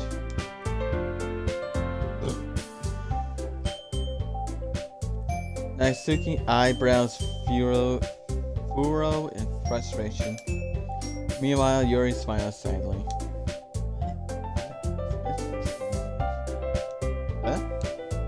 Did you say something? Oh, it's nothing. Natsuki dismissively returned a poem to the desk with one hand. I guess you could say it's fancy. Thanks. Yours is cute. Cute? You completely miss the symbolism or something? It's clearly about feeling of giving up.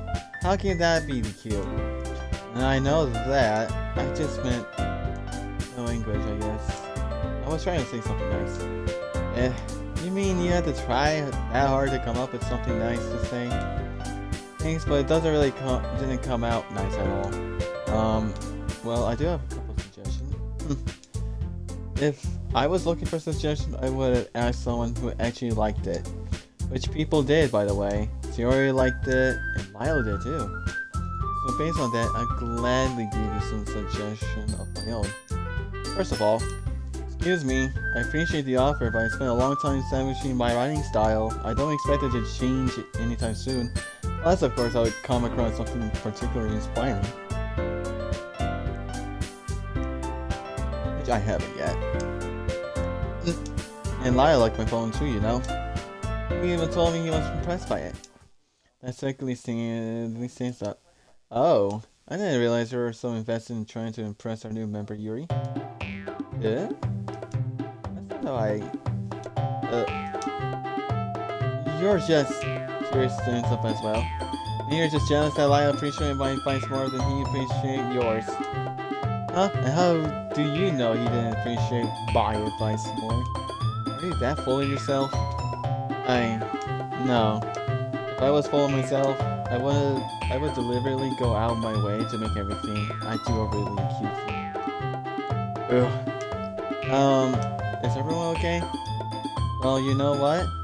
I wasn't the one whose booze magic grew his size bigger as soon as Lyle started showing up. Natsuki? Natsuki, that's a little... This doesn't involve you. I don't like fighting, guys. Finally, both girls turned towards me as after they noticed I was standing there.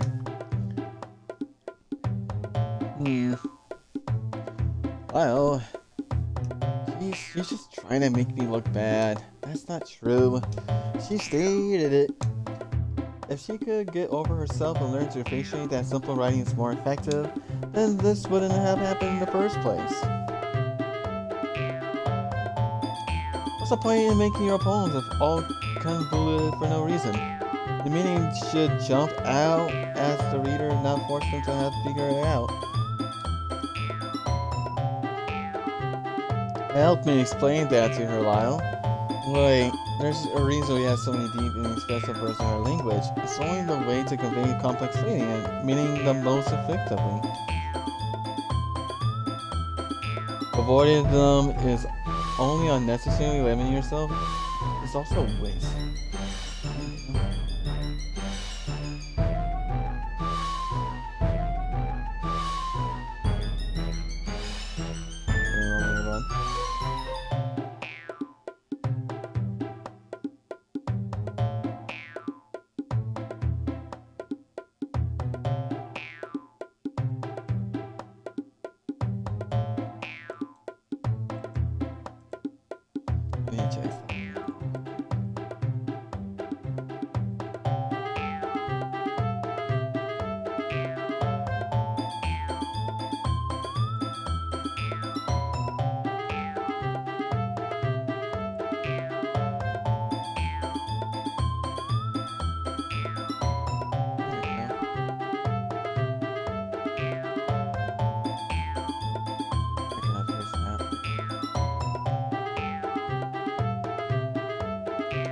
You understand that, right, Lyle? Well, how did I get dragged into this in the first place? It's not like I know anything about writing. Whoever I agree with, they'll probably think more highly of me. So, of course, it's gonna be... Oh, with Natsuki. Yeah, I have to, because I'm in dissecting it. Yuri, you're really talented? Well... But Natsuki has a point. I think that I racked my brain and took back myself up. And I think that conveying feeling with few words can be just as impressive as well. It lets the reader imagination take over. And Natsuki poem did a really good job at that. Yeah, it did, didn't it? Aha! Shows how much you know. That's not Natsuki. I think that's enough. Huh? Me? But she was so mean to me. Natsuki voice whines. Look, what we talked about yesterday was right.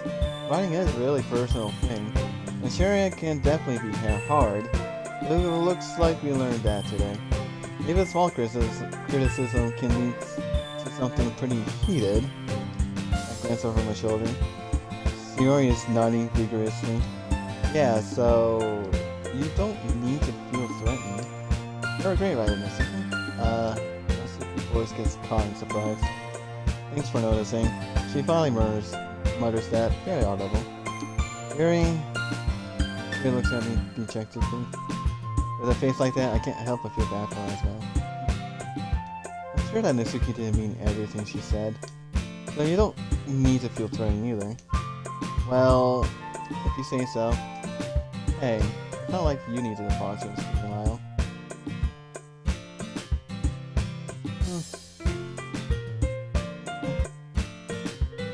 Sheesh. Natsuki takes a break. Well, to be honest, out of the argument, yeah, Natsuki does have a point. The thing about, Natsuki glances around the room. But everyone stops staring at me. Surprisingly, Natsuki has a harder time with it than she boosted. Sorry, Mark, I'll look away. Anyway, the thing about your booth, I didn't mean it, okay? That's all. Natsuki looks away, avoiding eye contact with anyone. Yeah, you're naturally beautiful, Yuri. Yuri? I'll go make some tea. I was just trying to help. I'm sure she appreciates it, Yuri. Fancy around the shoulder. Well, now that we're past that, everyone read each other's poem, right? I hope that it was worthwhile for everyone. Especially Lyle. I wonder fucking why. And to be honest, it's a nice change of pace of lazing around we got a little too used to. So my joining the club was responsible for ruining that. No, not at all. There's still time before we go home. So we'll all relax for a bit.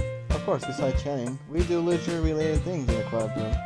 So maybe you can take the chance to pick up a book or do something or do some writing. After all, that's what the club is for.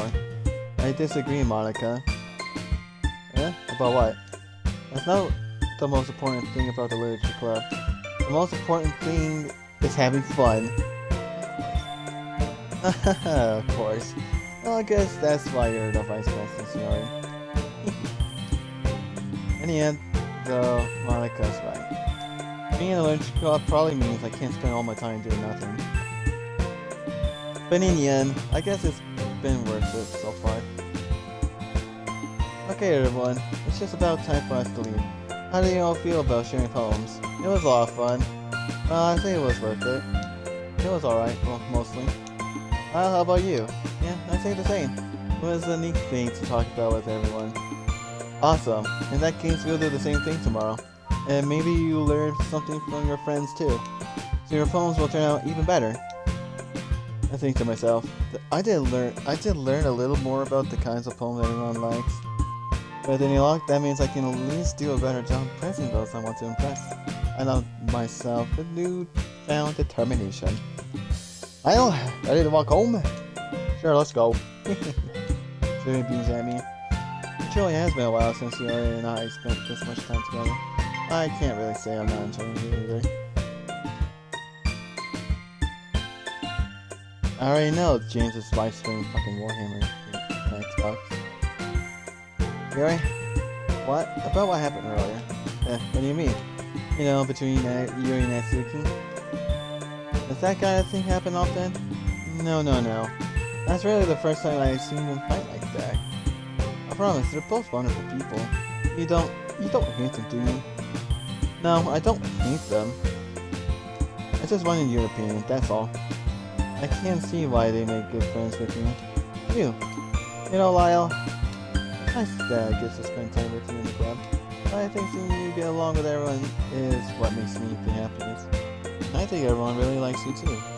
That's... Every day is gonna be so much fun. Looks like Siri still hasn't caught into the kind of situation I'm in. Sure, being friends with everyone is nice, but does it really need to stop there? We'll just have to see what the future holds, Siri. I pat Siri on the shoulder. I said that more to myself than her. But it's easy to see Siri as an internal monologue sometimes. Okay, yeah, let's do this. Poem number 2. We had to do 3. I think there's 3 poems we had to do.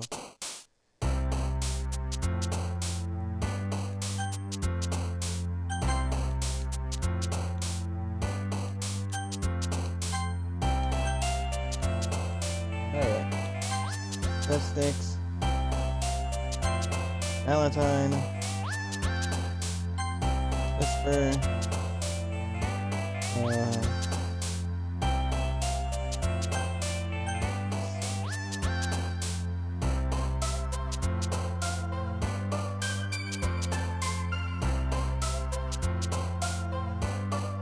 I already did get the achievement.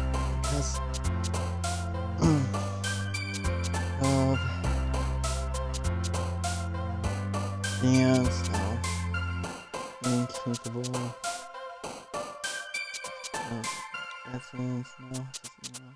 Frightening. Climax. Disaster. Music. Meter and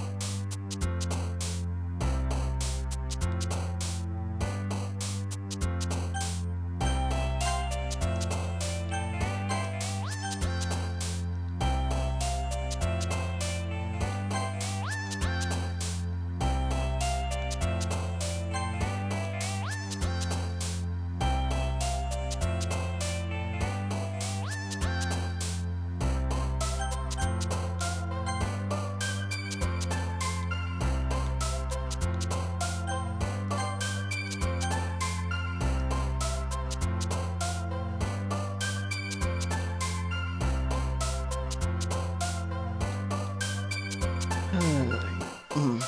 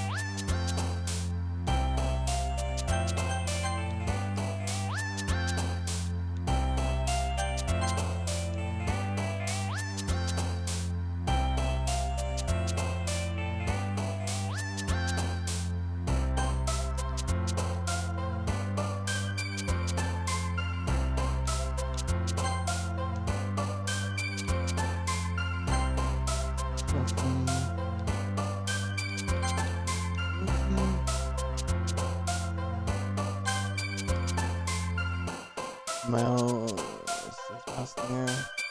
Yeah, there's ribbon.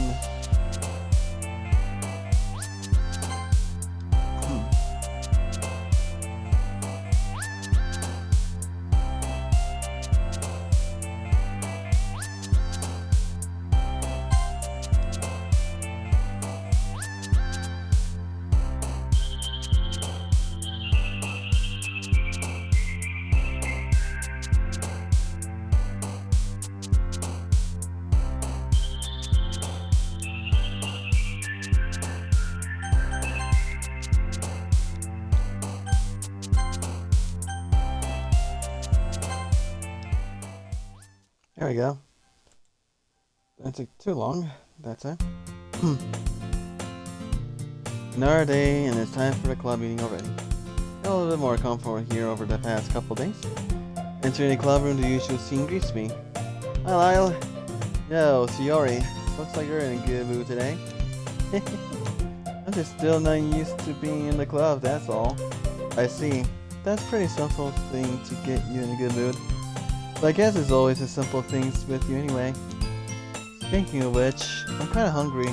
Will you come with me to buy a snack? No thanks. Eh? That's not like you at all. I have my reasons. Why don't we take a look at your purse, Shiori? Why that? Sorry James, I'm doing a solo stream. Fuck off.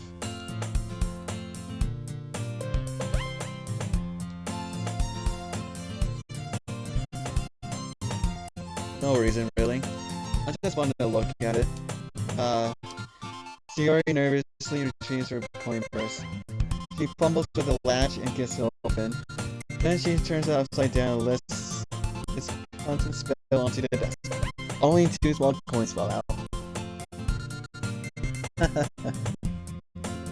I knew it. I can see right through you, Shiori. That's not fair. How do you even know? It's simple. If you have enough money in the first place, you should have bought a snack before coming to the club room.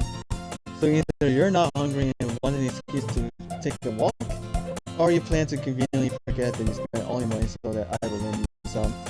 But there's one more thing. You're always hungry. And so that only leaves one option. Ugh. Okay, Bob. Don't make me feel guilty. If you feel guilty, that means you deserve to feel guilty. Yuri suddenly giggles. I didn't notice that she was listening in. Her face is in her books as always. I wasn't listening to anything. It was just something in my book. Yuri, tell Lyle to let me borrow some money. Don't get me involved like that, you know. Besides, you should only buy what you can responsibly afford. looking at the quality of achievements, little stuff like that, your suffering is fair enough. Retribution. Did I just... I didn't mean that. I can't do story into my book.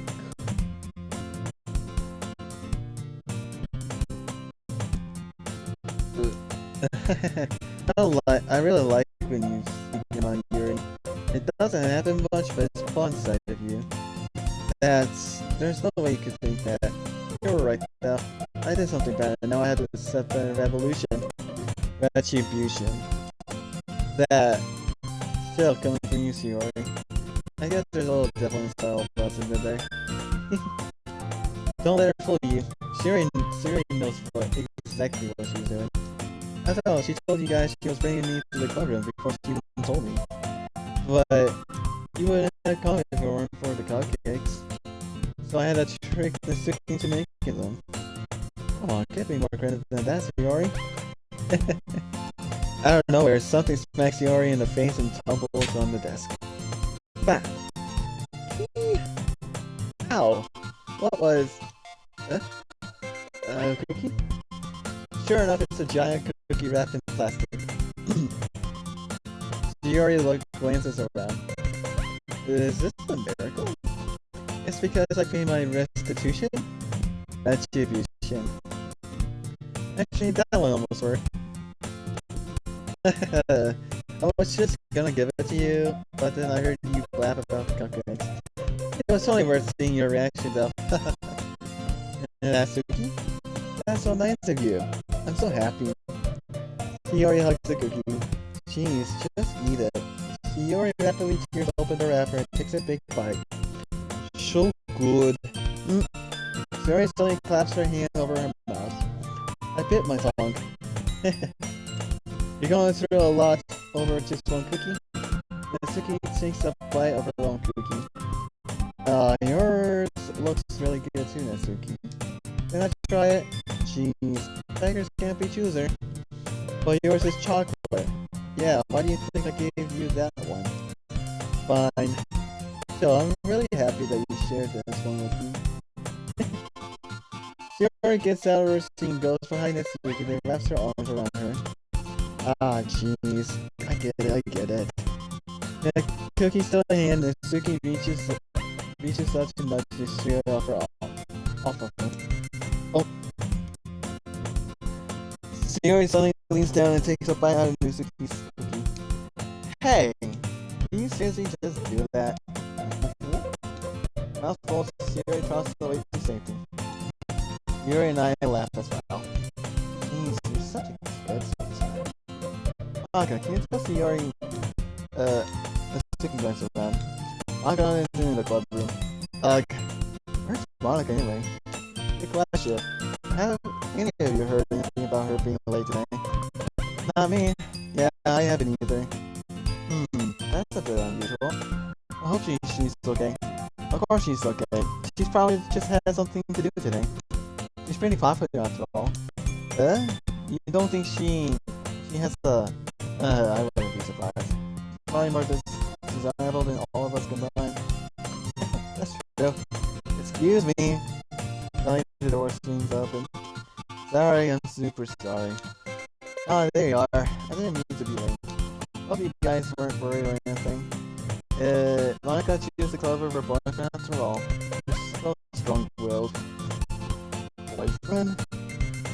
What on earth are you talking about?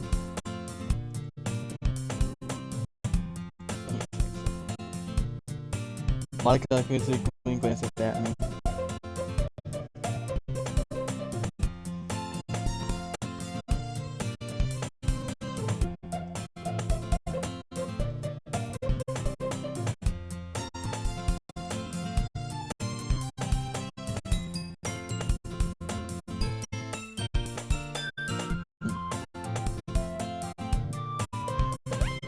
Never mind that. Why held you up anyway? Well, my last period today was study hall. To be honest, I kind of just lost track of time.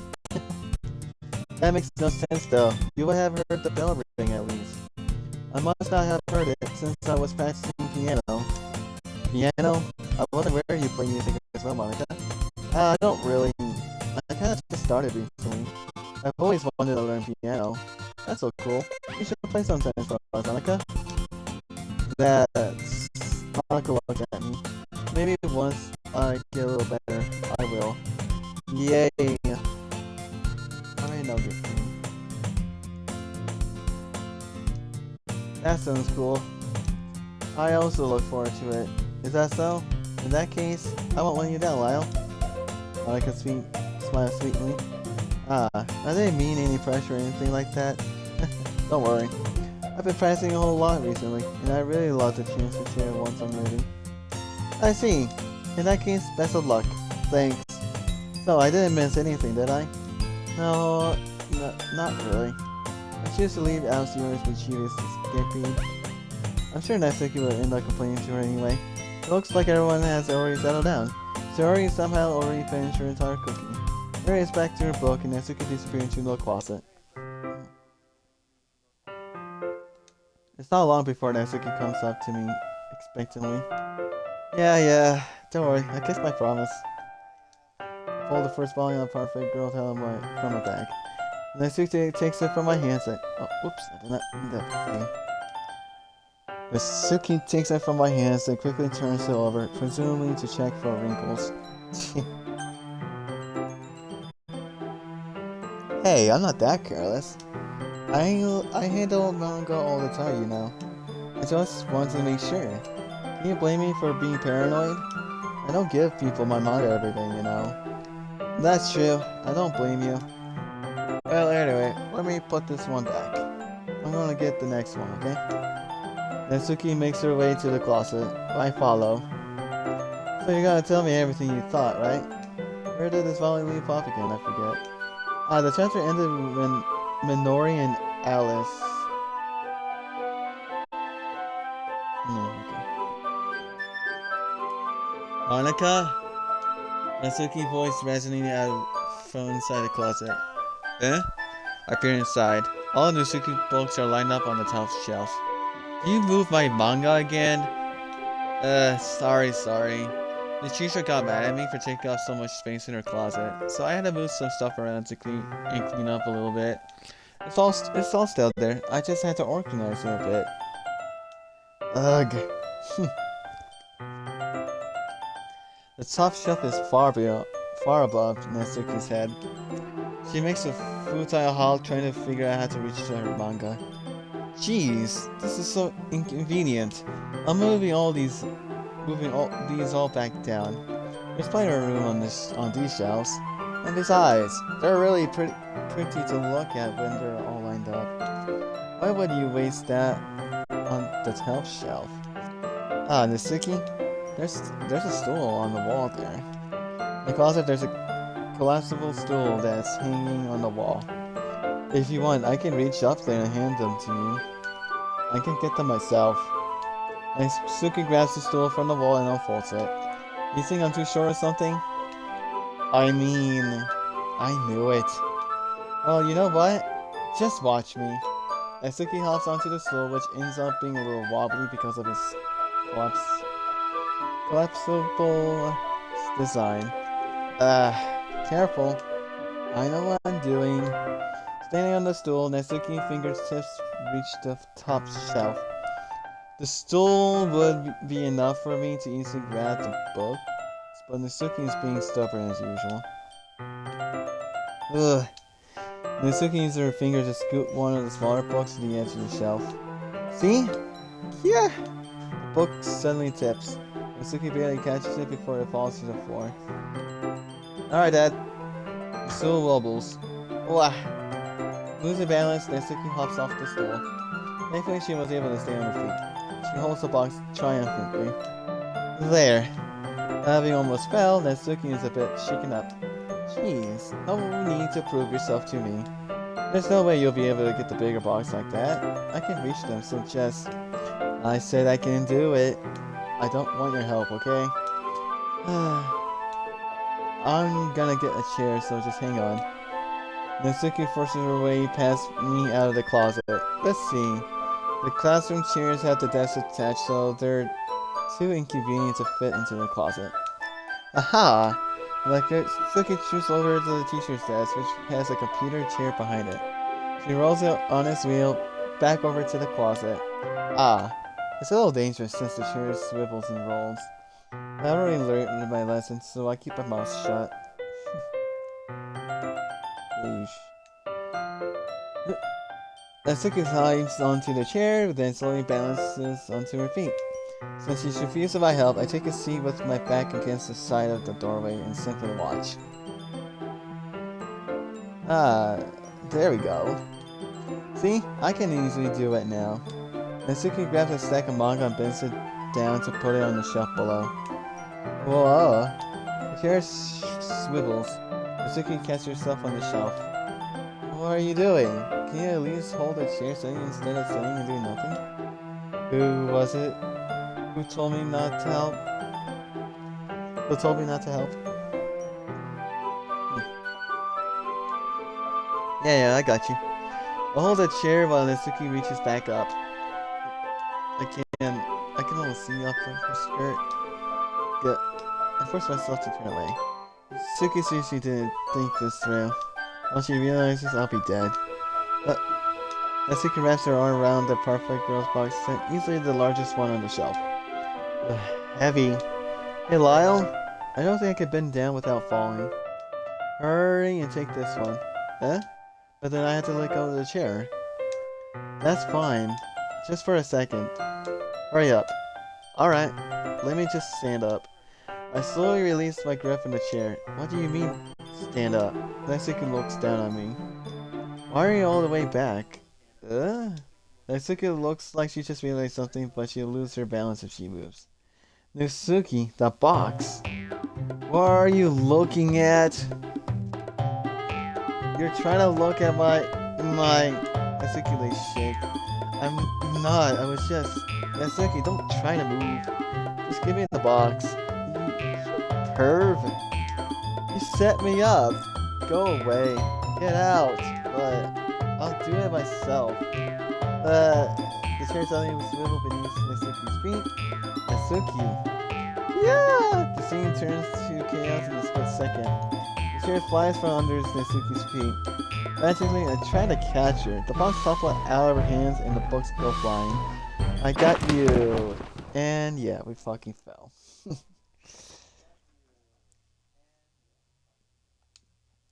The full force of Natsuki's body against me throws me to the ground. A whole bunch of books pelt in my face. Natsuki tries to shield herself with her own arms as her face lands straight on my chest. Ugh. My right arm and my back seriously felt the impact. Ugh. Slowly, Natsuki comes to her senses. She presses her arm straight into me to prop herself up. Natsuki seems to realize that it's not the floor that's beneath her. Ugh. Gross. A fist pounds into my chest. Natsuki then hoists herself to her feet. What were you thinking, you sicko? Everything okay over here? I heard a loud noise. Monica suddenly peers at her. Monica, see what happens when you put the manga on top of the shelf? Are you trying to kill your club members or something? Oh god.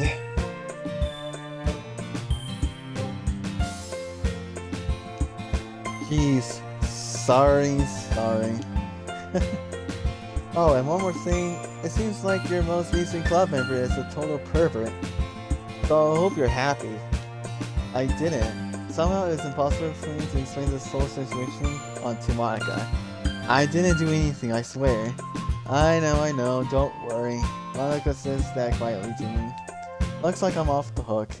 Oh no. I look down. Natsuki is kneeling on the floor holding one of the books there that are scattered all over. There's a large diagonal crease along the page that she's desperately trying to smooth out. Oh, his must have landed on the page. Natsuki tries a bit more to fix crease, but she can't get it out. Suddenly she gives up and slams the book shut, then throws it to the floor. Instead of continuing to yell, she lowers her head. Natsuki, are you No, Natsuki squeaks. I see tears on her face. Uh, I'll get the keys out, okay? It's partially my fault, so... Natsuki shakes her head, still looking down. No, I don't even care that much. I'm just having a really bad day today. Natsuki sobs again. I didn't mean to take you out on you. I really didn't mean to. It's fine. Is there anything you want to talk about? Natsuki shakes her head. Just every day is so hard. I just want to come to the club and... Natsuki falls silent again. I can't press her, so I can only do what I know how to do. Alright, well, I'll help clean this up. And I'll move the rest of your manga for you. I pick up only 2 are perfect girls. We'll set this one aside. This help cheer you up a bit, okay? Alright. We can get started on it once I'm done here. Natsuki looks up with her glossy eyes. Her lip quivers. You're really nice to me. Huh? That sounds really strange coming from Natsuki. I didn't expect it at all. Well, just treating you like a friend, you know? Natsuki lowers her head and stifles another sob. I'm not sure what happened to her today, but being nice is the least I could do. The next couple minutes are silent between us as I begin gathering the scanner books. I make sure to slip them into the box in their correct order. After a little bit, Natsuki started helping. It isn't long before we're done, and I hoist the box onto the shelf where Natsuki wanted to put it. Then I got on the stool and quickly finished moving the rest of her books from the top shelf. Alright, that should do it. I'll hop off the stool. Natsuki averts her gaze. Thanks. It's nothing. Natsuki is holding the volume I set aside in her hands. Alright, already. Good. Even if you weren't, I'd make you anyway. You're taking responsibility for what you said. The thing about cheering me up. If you insist. We sat in the same spot as last time, and I opened the second volume. Natsuki moved quickly improves, laughing and pointing things out to me. She's surprisingly sharp, making note of a lot of subtle, repeated jokes and background elements.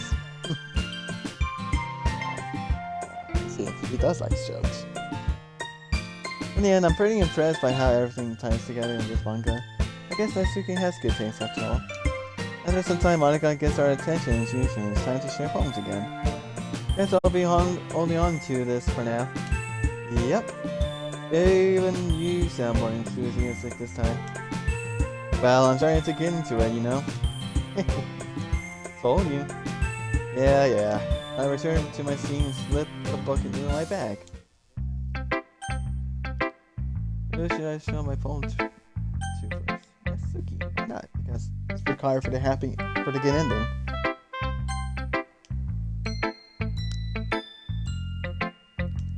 Natsuki reads my poem.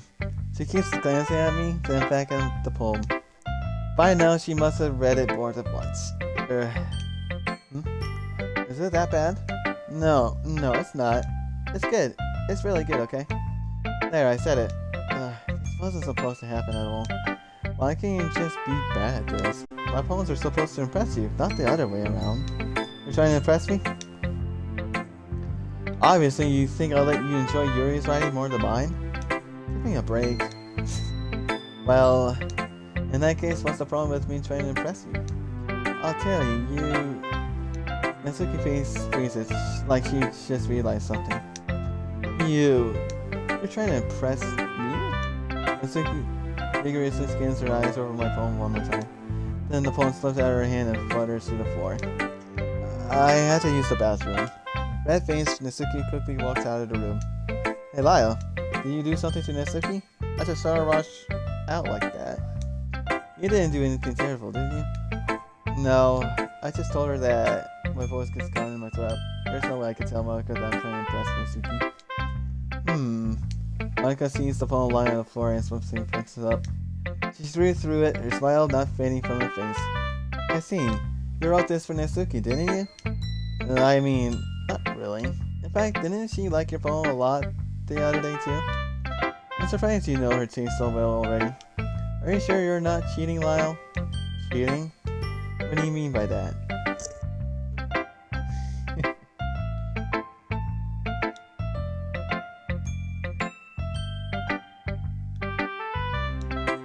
Never mind, I'm just kidding. I don't understand Monika's jokes at all.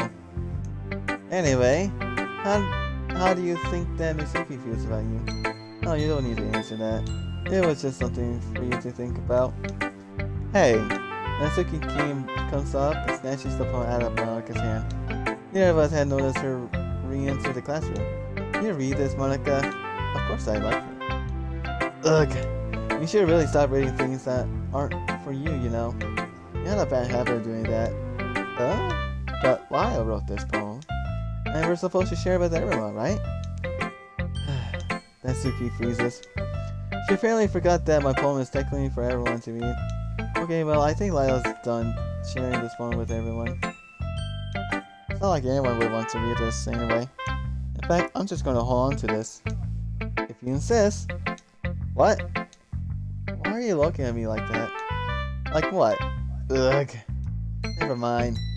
Natsuki, I'll give you the poem, but that's still not very fair to Shiori. She hasn't gone and read it yet.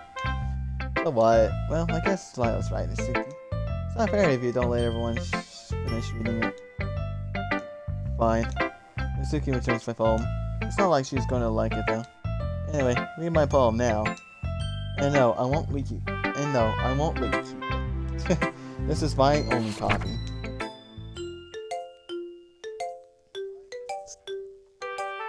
Amy likes spiders. You know what I heard about Amy? Amy likes spiders. Icky, wriggly, hairy, ugly spiders.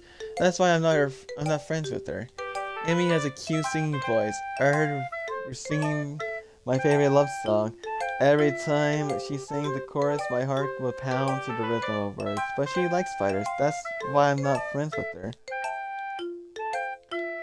One time, I hurt my leg really bad. Amy helped me up and took me to the nurse. I tried not to let her touch me. She likes spiders, so her hands are possibly gross. That's why I'm not friends with her. Amy has a lot of friends. I always see her talking to people. She probably talks about spiders. What if her friends start to like spiders too? That's why I'm not friends with her. It doesn't matter if she has the other hobbies. It doesn't matter if she keeps her private. It doesn't matter if it doesn't hurt anyone. It's gross. She's gross. The world is better off without spiders lovers. And I'm going to tell everyone. Not bad, right? It's quite a bit longer than yesterday's. Yesterday was way too short. I was just warming up. I hope you didn't think that was the best I could do. No, of course not. Anyway, the message is pretty straightforward in this poem. I doubt I have to explain it. Sometimes you can explain complicated issues with such simpler analogies. And it helps people realize how stupid they're being. Like anyone would agree that the subject of this poem is an ignorant jerk. Do you know people like that? Of course, it's about how everyone thinks mine. That doesn't matter. It can't be about anything. Yeah, it's about her favorite thing is manga. Alright, to be easy to relate to. Everyone has some kind of weird hobby, or a guilty pleasure. Something that you're afraid if people find out. They make fun of you or think less of you. But that just makes people stupid. Who cares what someone likes, as long as they're not hurting anyone and it makes them happy. I think people really need to learn to respect others for liking weird things. Well, you're definitely right. At least I can relate to that. And I'm sure a lot of other people can too. You know, I'm glad that you can appreciate this kind of writing. I mean, I know I was talking about that yesterday, but I've been enjoying sharing my writing with you, so consider yourself lucky, okay? Well, thanks for being honest. That's what's supposed to mean. What's that supposed to mean? I'm always honest. Jeez. Just look forward to tomorrow too, okay? Alright, I will.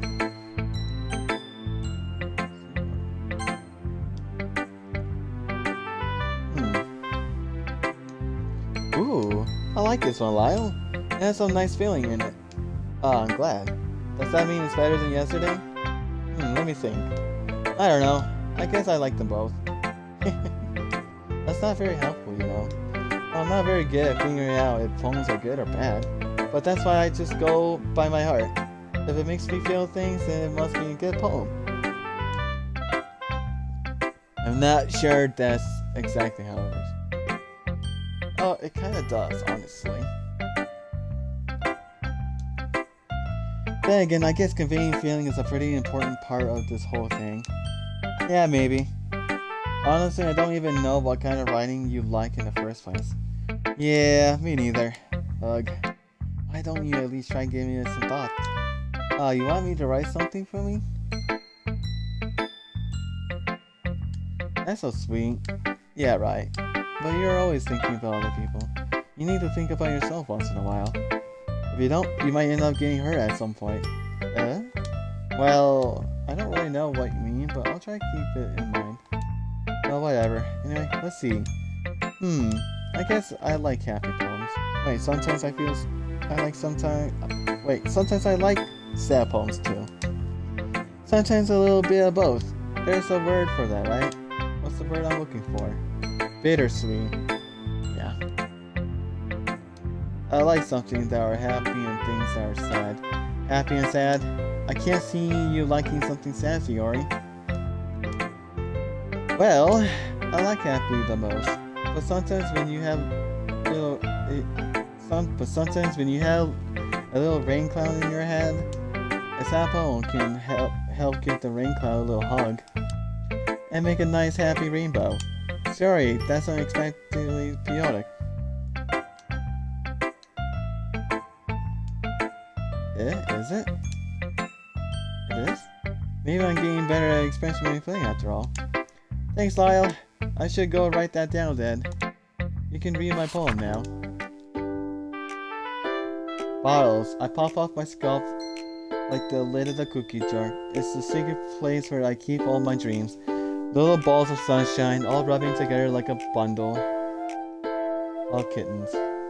I reach inside with my thumbs and forefinger and plunk one out. It's warm and tingly, but there's no time to waste. I put it in a bottle to keep it safe, and I put the bottle on the shelf with all the other bottles. Happy thoughts in the bottle, all in a row.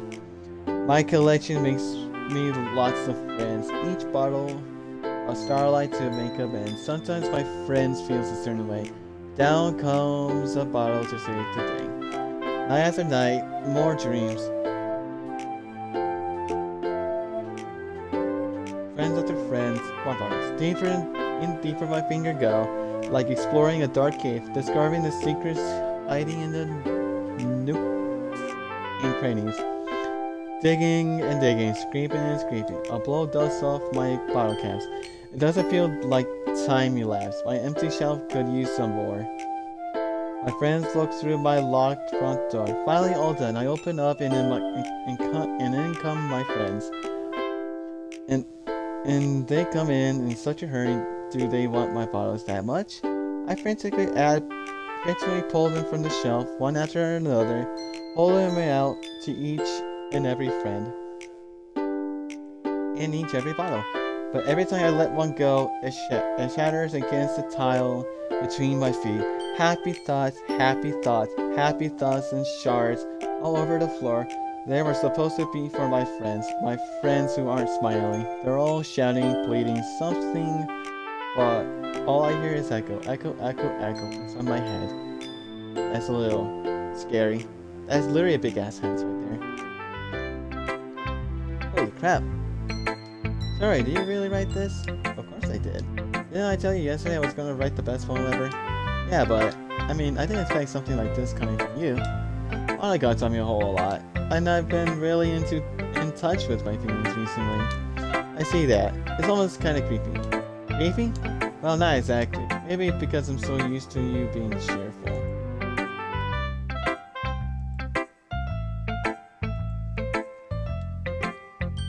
Well, never mind. I'm thinking too hard about it. The point is, it came out good, so you should be proud of it. Aw, thanks.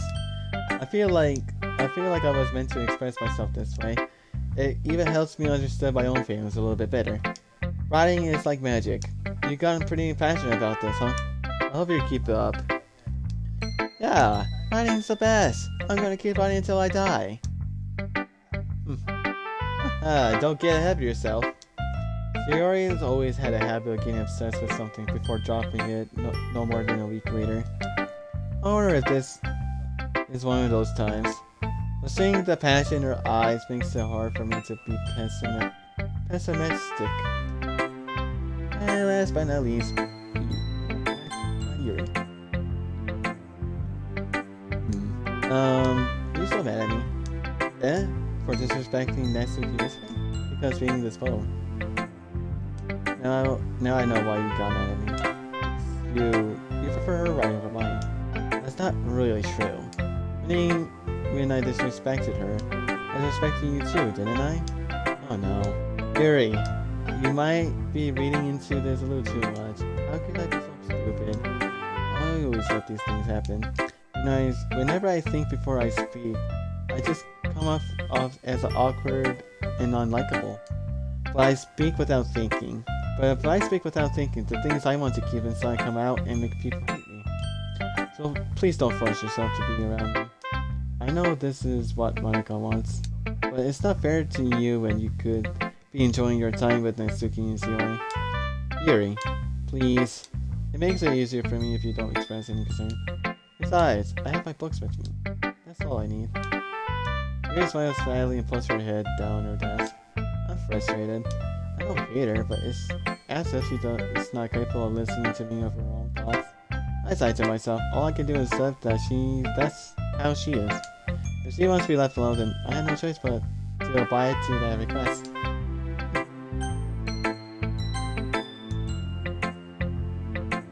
Hi, Lyle. That was kind of silly with Natsuki earlier, wasn't it? I'm glad the two of you have been getting along so well. That's one way of putting it. Anyway, I already read your poem, but you can go ahead and read mine now. I like the way this one turned out, so I hope you do too. Save me. The colors, they won't stop. Bright, beautiful colors, flashing, expanding, piercing. Red, green, blue, an endless cacophony of meaningless noise. The noise, it won't stop. Violent, grating waveforms. Speaking, screeching, piercing. Sighing, cursing, tangent. Like playing a chalkboard on a turntable. Like playing a fiddle on a piece of grass. An endless poem of meaningless. Loki. This is where I think this is where Nikki got to, where he didn't see anything else. Like right here. He didn't see anything else. Until, if he just one more tap, you would see this load to me. Right there. Nikki, this is what you miss. Nikki! God damn it, Nikki. Alright, let's continue. It's even more abstract than your last one, huh? I guess it's just the way I write. I'm sorry if you don't like it. No, I never said that. It's just the kind of thing I never really seen before, I guess. I kind of like playing with my space on the paper. Yeah, okay. Choosing where and how to space your words can totally change the mood of a poem. It's almost like magic. The way I wrote the lines really short makes it feel like they're trying to speak over the noise. I see. It's still hard for me to tell what it's about, though. Sometimes asking what a poem is about isn't the right question. A poem can be as abstract as a physical expression of a feeling, or a conversation with the reader. So putting it that way, not every poem is about something. Okay, Monica. Anyway, here's Monica writing tip of the day. Sometimes you'll find yourself facing a difficult decision. When that happens, don't forget to save your game.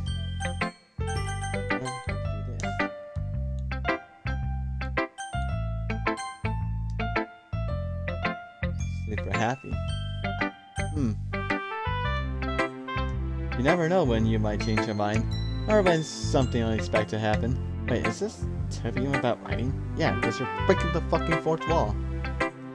What am I even talking about? That's my advice for today. Thanks for listening. Okay, everyone. Alright, now James is streaming fucking Warhammer. We're all done reading each other's poems, right? I have some extra planned today, so if everyone could sit at the front of the room. Is this about the festival? Well, sort of. Do we really have to do something for the festival? It's not like we can put together anything good in just a few days. What's to say now of embarrassing ourselves and start getting any new members? That's a concern of mine as well. I don't really do well with last minute preparation. Don't worry so much. We're going to keep it simple, okay? We don't need much more than a few decorations. Shiori has been working on posters, and I designed some pamphlets we can give out during the event. Okay, that's great and all, but that doesn't tell us what we're actually going to be doing for the event. Oh, sorry, I thought you heard about it already. We're going to be performing. Performing? Monica? Yeah, we're going to be having a poetry performance. Each of us are going to choose a poem to recite during the event. But the cool part is we're also going to let anyone else come up and recite poems too. Shiori is putting it on all the posters in the case anyone wants to prepare ahead of time. Shiori, who's been coloring a poster, hosts it up for us to see. Are you kidding me, Monica? You didn't already start putting those posters up, did you? Yeah, well, I did. Do you really think it's that bad of an idea? Well, no, it's not a bad idea, but I didn't sign up for this, you know? There's no way I'm going to be performing in front of a group of people like that. I agree with Natsuki. I could never in my life do something like that. Imagine it, Yuri shakes her head in fear. Guys. Oh, Shiori. I understand where they're coming from. Remember that Natsuki and Yuri have never shared their poems with anyone until just a couple of days ago. I thought to ask for them to recite their poems out loud to a whole room full of people. I guess I kind of overlooked that. So I'm sorry. But I still think we should give it our best. We're the only ones responsible for the fate of this club. If we start the event and each put on a good performance, then it will inspire others to do the same. And the more people who perform, the better we will be able to show everyone what literature is all about. Yeah, as well as expressing your feeling, being intimate with yourself, finding new horizons, and having fun. That's right, and those reasons that we're all in this club today. Don't you want to share that with others? To inspire them to find the same feelings that brought you here in the first place? I know you do. I know we all do. And if all it takes is standing in front of the room for 2 minutes and reciting a poem, then I know you can do it. Natsuki and Yuri remain silent. Shiori looks worried. I guess that leaves me no choice. I agree. I don't think it's too much to ask. I think that Shiori and Monica have been trying really hard to get members. The least we can do is help them out a little bit. Well, maybe, but it looks like Natsuki doesn't have any arguments left. Okay, fine. I guess I'll just have to get it over with. Alright! Phew. Thanks, Natsuki. How about you, Yuri? Yuri dejectedly glances around at everyone else's expectant faces. I guess I don't really have a choice. Haha, that's everyone. You're the best, Yuri. This club is seriously going to be a death of me. Oh yeah, definitely will in the future in Act 2. Oh gosh. You'll be fine, Yuri. But anyway, let's move on to the main event. I want each of you to choose a poem of yours. We're going to practice reciting them in front of each other. No way. Monica. This is too sudden. Well, if you can't recite your poem in front of the club, how do you expect it to do it in front of strangers? Oh no. Don't worry. I'll start off to help everyone feel a little more comfortable. Can I go next? Of course. Now let's see. Monica flips through her notebook to get specific poems she has in mind for herself. She stands behind the podium. The title of this poem is The Way They Fly. Monica begins reciting her poem. A clear, confident voice fills the room. More than that, her inflection is pristine. She knows exactly how to apply emotion behind each line she recites, bringing the words to life. Is this something she's done before, or is she simply a natural? I glance around. Everyone has their eyes on Monica. Yuri looks amazed. Yuri has an intense expression on her face that I don't understand. Finally, Monica finishes this recitation. Before was applied, Monica takes a breath and smiles. That was good, Monica. Thank you very much. I was just hoping to set a good example. Are you ready to go next, Yuri? Well, I'll go next. Ooh, Yuri's fire up all of a sudden. Yuri clutches the sheet of paper between her hands and stands up. Keeping her head down, she walks quickly over to the podium. This poem is called Yuri Sight, anxiously glances at each of us. You can do it, Yuri. Yuri. It's called Afterimage of the Crimson Eye. Yuri's voice shakes as she starts reading the poem. Just a moment ago, she practically refused to do this. Why is she suddenly putting in so much effort? As Yuri's past the first couple of lines, her voice changes. It's almost like what happens when Yuri gets absorbed into her books. Her quivering words transform into a sharp syllables of a fierce and confident woman. The poem is full of twists and turns in a structure that she connects with perfect time. This poem might be a rare glimpse into whirling fire Yuri keeps concealed inside her head. Suddenly, she finished. Everyone is stunned. Yuri snaps back into her alley and glances around her as if she will review herself. It's up to me to save the situation. I'm the first one to applaud. Everyone joins me afterward, and we give Yuri the recognition she deserves. Not that we didn't want to applaud you for her, but we were caught off so guard that she must have forgotten. As we applaud, Yuri holds the poem to her chest and rushes back into her seat. Yuri, that was really good. Thank you for sharing. Looks like Yuri is down for the count. Okay, I guess I'm next then. Yuri hops out of her chair and cheerfully walks to the podium. This one's called My Meadow. Ah, ha ha ha ha. Sorry, I giggle. Yuri. It's a lot harder than I thought. How do you guys do it so easily? Ah. Try not to think of it like you're reciting to the other people. I imagine you're reciting it to yourself, like in front of the mirror, or if your own head. Yes, definitely. Her head. Yeah, definitely. Oh my goodness gracious. That is something else now, huh? Everyone.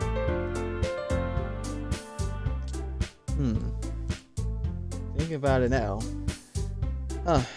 That is really something.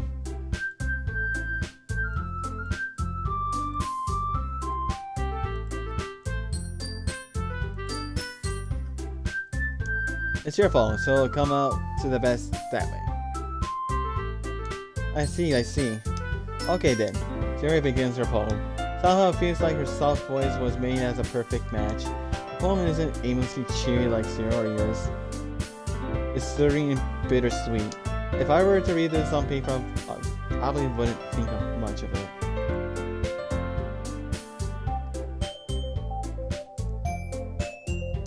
But hearing it come from Sayori's voice almost gives it a whole new meaning.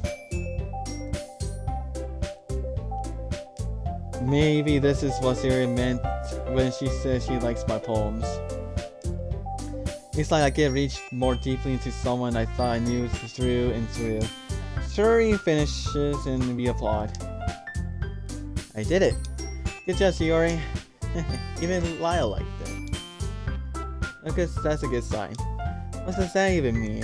It comes out nicely, Sayori. The atmosphere of the poem fits you really nicely.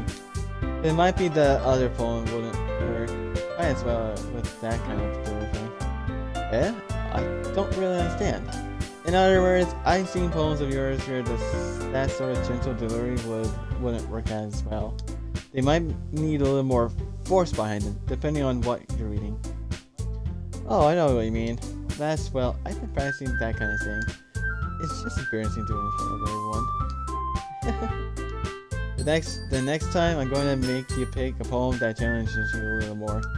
We don't have much time before the festival, you know. Okay, now who's next? Natsuki? I don't think we can go before Lyle. It's not like I can compare it to you guys anyway. Might as well let Lyle lower everyone's standard a little before I had to do it. Natsuki? Mine's fine. I might as well go. We'll get over it.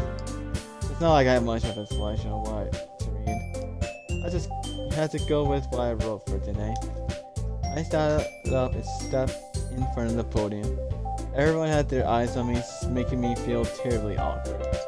I recite my poem. Since I'm not exactly confident in my own writing, it's hard to put energy into it. Despite that, once I finished receiving applause, anyway. Sorry, I'm not really good as everyone else. Don't worry about it so much. I think it's less about your abilities and more about your lack of confidence in your writing. That's something you'll improve with time, though. Yeah, maybe. Alright then. Nice to see you, Natsuki. Yeah, I'm going. Natsuki begrudgingly gets out of her seat and makes her way to the podium. The poem is called... it's called... Why are y'all looking at me? Because you're presenting.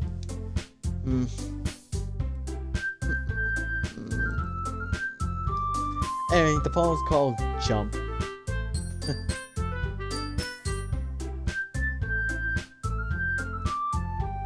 Natsuki takes a breath. Once she starts reciting the poem, her sore attitude disappears a little. While she's a little unenthused, her poem has a rhythm and rhyme to it. It's Natsuki trademark style, and works surprisingly well when spoken aloud. The words feel like they bounce up and down, as if giving life to the poem. Natsuki finishes and everyone applauds.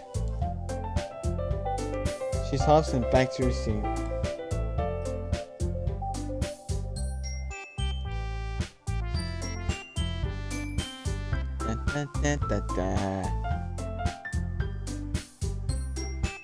That wasn't so bad, was it? Easy for you to say. You better not make me do that again.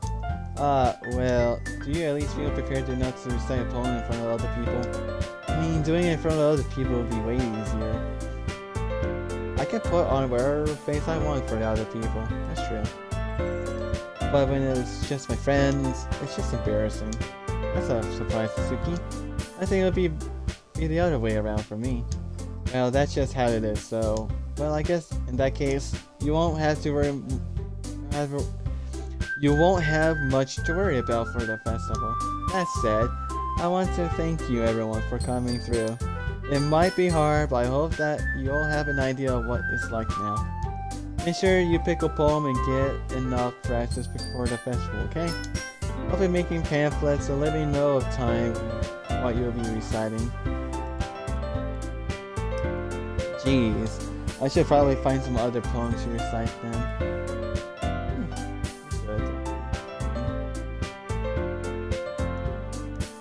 That's fine too. It doesn't have to be your own.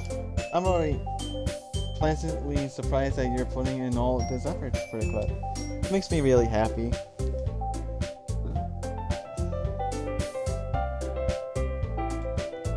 Yeah, no problem.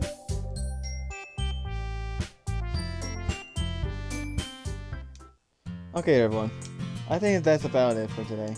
I know the festival is coming up, but let's try to write poems for tomorrow as well. It's been working out really nicely so far, so I'd like to continue that. As for the festival, we'll finish planning tomorrow, and then we'll have the weekend to prepare. Monday's the big day.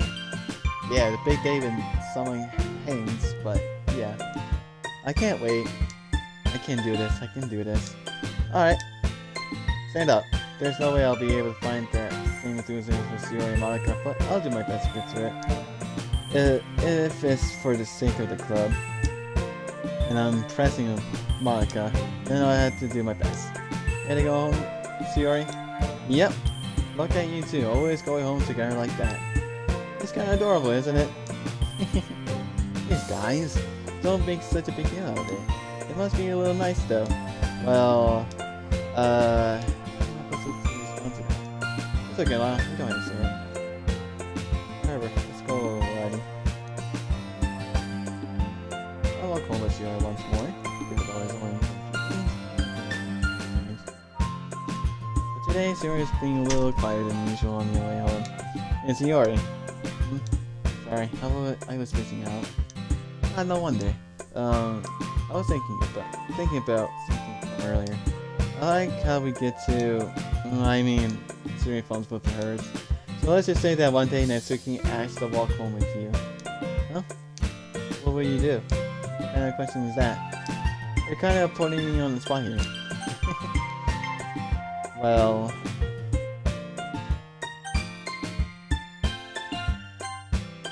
Sayori, do you really think I would ditch you for Natsuki? Huh? But... she's so cute and fun to be around. Jeez, I already see her in the club every day. Besides, you always seem to really like going home together. Oh, I'm just ruined that for you. You're so silly, Lyle. You think about me too much sometimes. Natsuki would deserve it if she wanted to. So... sorry, I already made up my mind. I really can't figure you out sometimes. Sorry. Besides, what's the point in speculating something that's never going to happen? Like our appreciation trails off. It's kind of a weird thing for Sayori to care so much about. I want to respect her and keep her happy too. Then again, the festival's only a few days away. Who knows what will happen that time?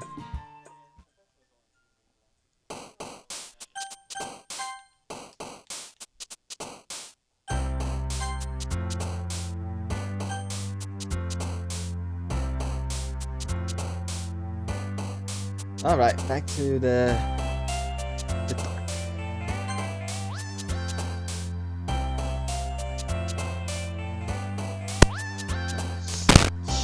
Shit, sorry.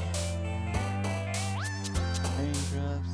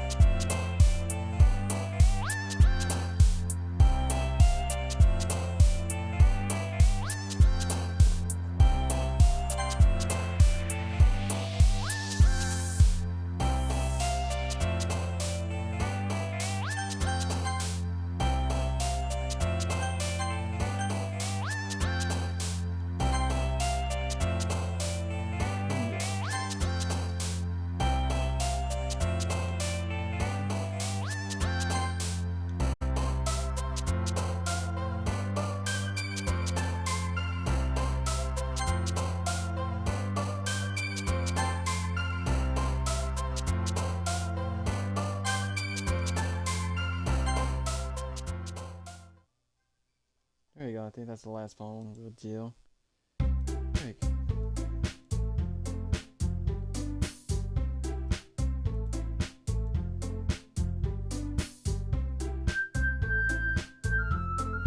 Oh man, I'm the last one here again. Don't worry, I just walked into. Were you fastening piano again? Yeah. You must have a lot of determination. Starting this club and now picking up piano. Well, maybe not determination, but I guess passion. I heard that the club wouldn't be here if it wasn't for you, all of you. And I'm super happy that you're all willing to help out for the festival too. I can't wait for the festival. It's gonna be great. Eh? Aren't you complaining about it just yesterday, Natsuki? Well, yeah, I'm not talking about our part of the festival, but it's a whole day of school where we get to play and eat all kinds of delicious food. Not wrong. That's just good little chicken, cupcakes, and cookies. As long as it's not chocolate. So a bit like cereal all of a sudden. Monica, do they usually have fried squid? Squid? That's a pretty specific thing to look forward to. Come on. Are you saying you don't like squid? You of all people? Eh? I didn't say I don't like it. I'll say, what do you mean by you of all people? Guys, it's right in your name. Monica. Eh? That's not how you say my name at all. Also, that joke makes no sense in translation. Huh? Never mind.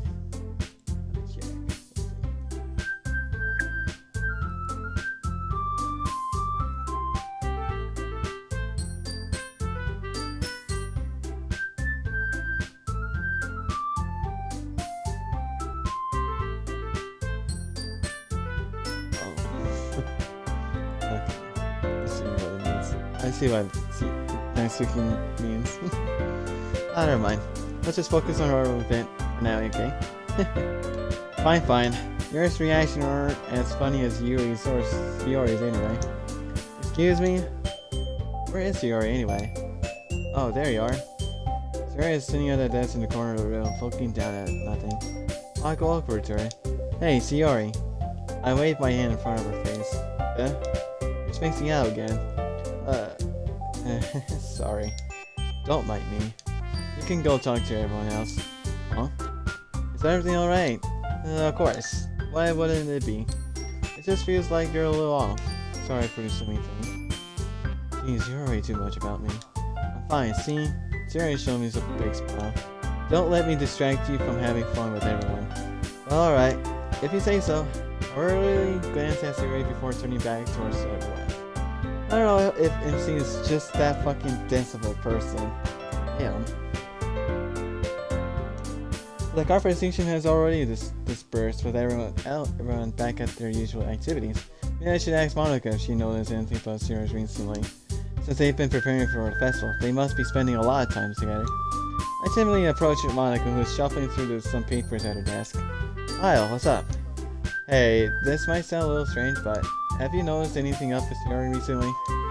Anything up with her? And what why do you mean? Maybe I'm reading it a little bit too much, but she seemed a bit downcast today. Oh, you think so? I can't say I've noticed anything about her. Monica peers across the room at Siri, who is idly dragging a rubber eraser up and down her desk. Maybe there is something on her mind, but I'm surprised I'm not the one asking you, Lyle. You certainly know her a lot better than I do. Yeah, but she's never really like this.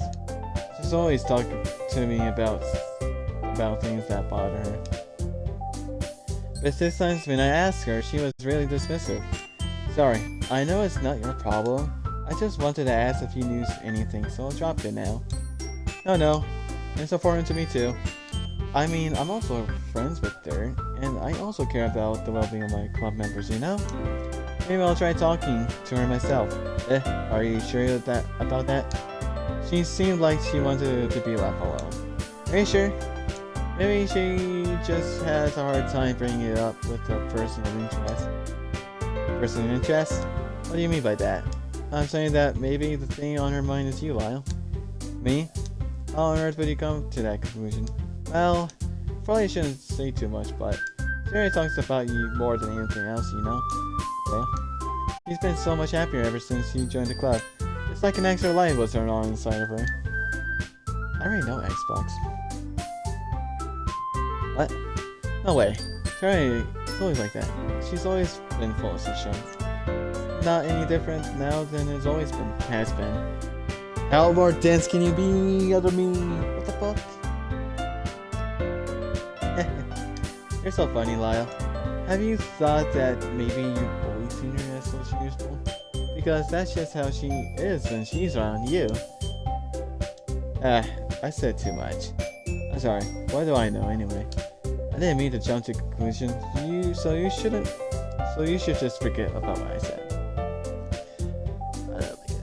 DMC's just something else. Something. I'll try to talk to her, so try not to think about it for now. Alright. Monica smiles meaningfully. I know she said to forget about it, but I already know that I won't be able to get her words out of my head. Monica stands up from her desk and walks across the room to where Sayori is sitting. I'll watch her kneel down next to Sayori and gently talk to her. But she's keeping her voice so quiet that I can't hear her from here. I sigh and sit myself down. I know Sayori told me to not worry about her and to have fun with everyone else, but that's impossible to do when she's behaving like this. Exactly how much do I care about her that I'm letting this weigh me down so much? Now it feels like I'm the one behaving out of the ordinary. But there's nothing I can do besides wait for Monica. Hey you. Natsuki. Huh? I look up to see Natsuki next to me. Are you just gonna sit there and keep staring at nothing? There isn't that much time, so... sorry. I didn't mean to make you worry or anything. It's not like I'm worried. I was just... Natsuki glances down her side. She's holding a volume of manga in her hand. That's right. Something just came up for a minute, but we can get started now. I won't make you wait any longer. Jeez, now you're making me feel like a jerk. If something's bothering you, then you can just tell me to leave you alone, and I will. I mean, I assume you didn't feel like talking about it or anything. She particularly mumbles that last part. Nah, I'm probably making it seem like a bigger deal than it is. I just been thinking about Sayori, that's all. Sayori? Thinking about her? Yeah, she seemed pretty down today. But she didn't want to admit it to me. So I can't help but wonder if something happened to her. Oh. That's 6 weeks sales. Well, first of all, you should really work on your phrasing. But anyway, you're her best friend, right? Yeah, I guess so. Yeah. Then in that case, I think you should trust her a little more. If she needed you, then you would be the first person she would go to, right? Well, I guess that's true.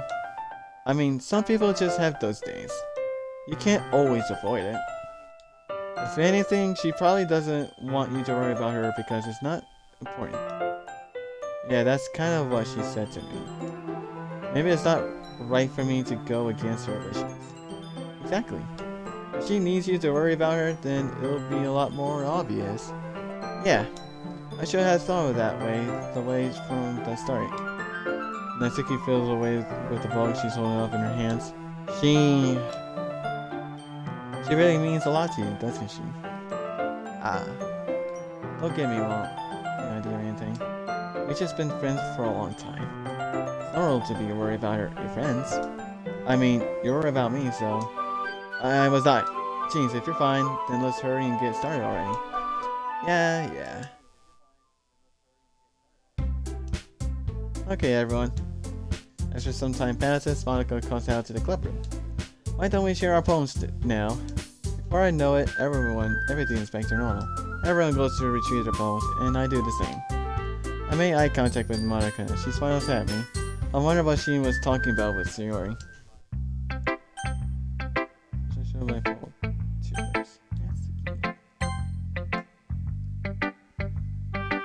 Let's see.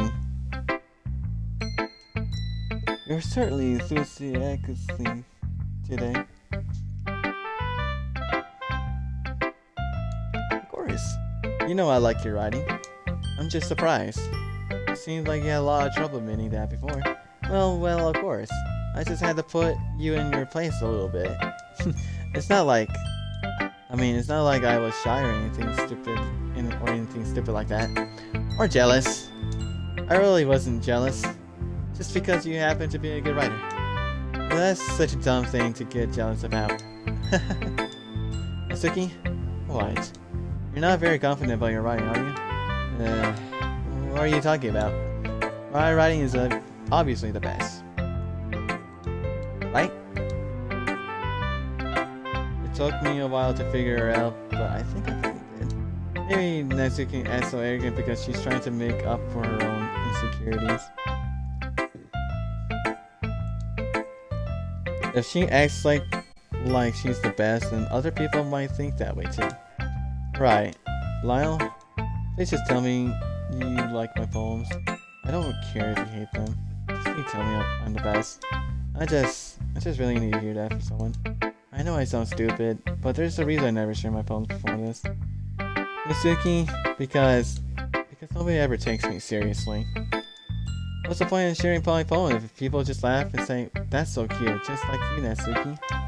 Sometimes I don't want to be cute, but nobody understands that. I try really hard when I write. The style doesn't matter. The emotion are there.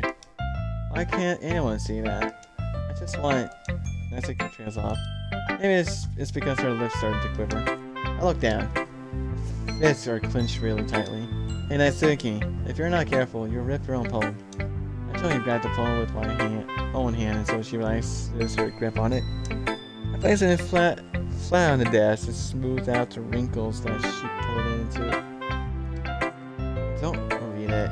Before I can pick it up, Natsuki snatches the poem up from the desk. It's not any good. I know you hate my poems. So you don't have to read this one, okay? I want to read it. But why? Because I like your poems. I really do.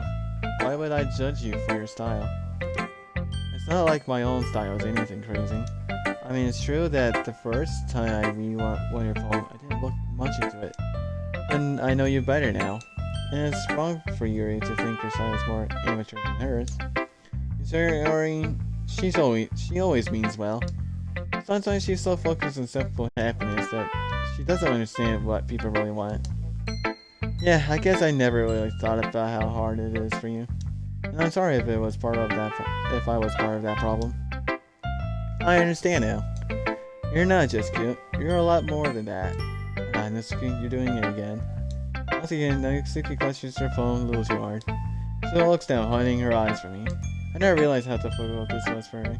But finally, she forced herself to extend her arms and set her phone on the table. You can read it. Just turn that way. I don't want you to look at my face right now. I think I will.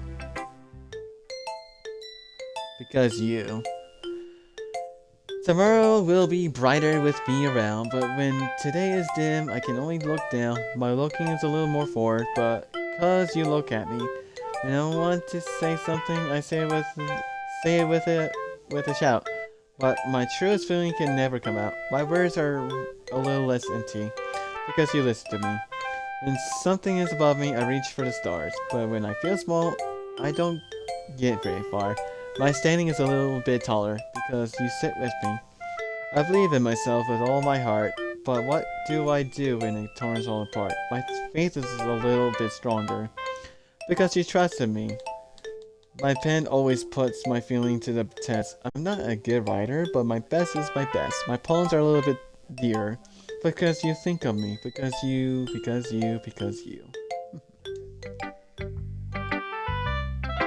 Why are you looking at me like that? If you don't like it, then just say it. I won't get mad. No, it's not that I don't like it. It was just a little surprising to read. I guess I'm not used to hearing such nice things coming from you. Don't just say that, dummy. What do you think the point of your writing is? Expressing things that you can't just say. Yeah, I understand. I'm sorry for missing the point sometimes. I always mean well. And I'm happy that you showed this to me. I liked it. Well, yeah. Well, I'm a pro, so... Natsuki mumbles, completely failing to sound confident like she usually does. Just remember that I can't think... Remember that I can think these things sometimes too. You know, when you're nice to me, it's meaningful. I'm glad. Sensing Natsuki is satisfied, I start to hand the poem back to her. But as I do, Natsuki takes my hand and pushes it then back away. Her small, soft hand surprised me with their assertion. I don't want it. Huh? Why not? I just don't. Jeez. I realize what Natsuki is doing. Unable to be honest, she's trying to give me the poem in a roundabout way. And in that case, I'm going to keep it. Instead of teasing her, I just to go along with it. Good. If you didn't, I would. Never mind, I just glad you want it. Natsuki backpedals on her words and leaves it at that. Despite her at best efforts to hide her expression, I can see her faintly smiling to herself. That's all for now, so go put it away before someone sees it, okay? Ah yes, I'll go do that.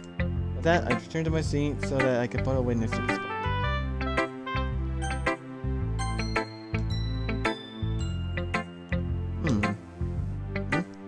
It's nice, I guess.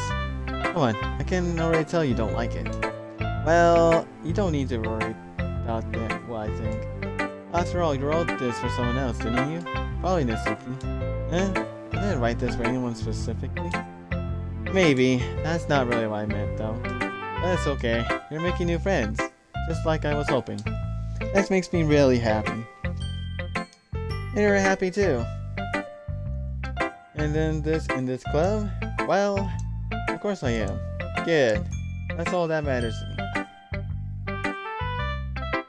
Thank you, Lyle. Is there something wrong? Huh. No, nothing. I'm just a little tired today. Alright.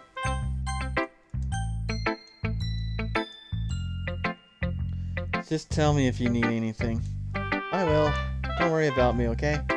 You can go play with everyone else now. If you insist. Yay. I'm gonna go home a little bit early today. Shiori? Tell Monica I wasn't feeling well, okay? I'll see you tomorrow. As far as I can say anything else, Yuri cheerfully walks out of the classroom humming to herself. Yuri. Yuri doesn't look too enthusiastic about spending time with me. I guess if she changes her mind, she'll come to me. But I should leave her be for now.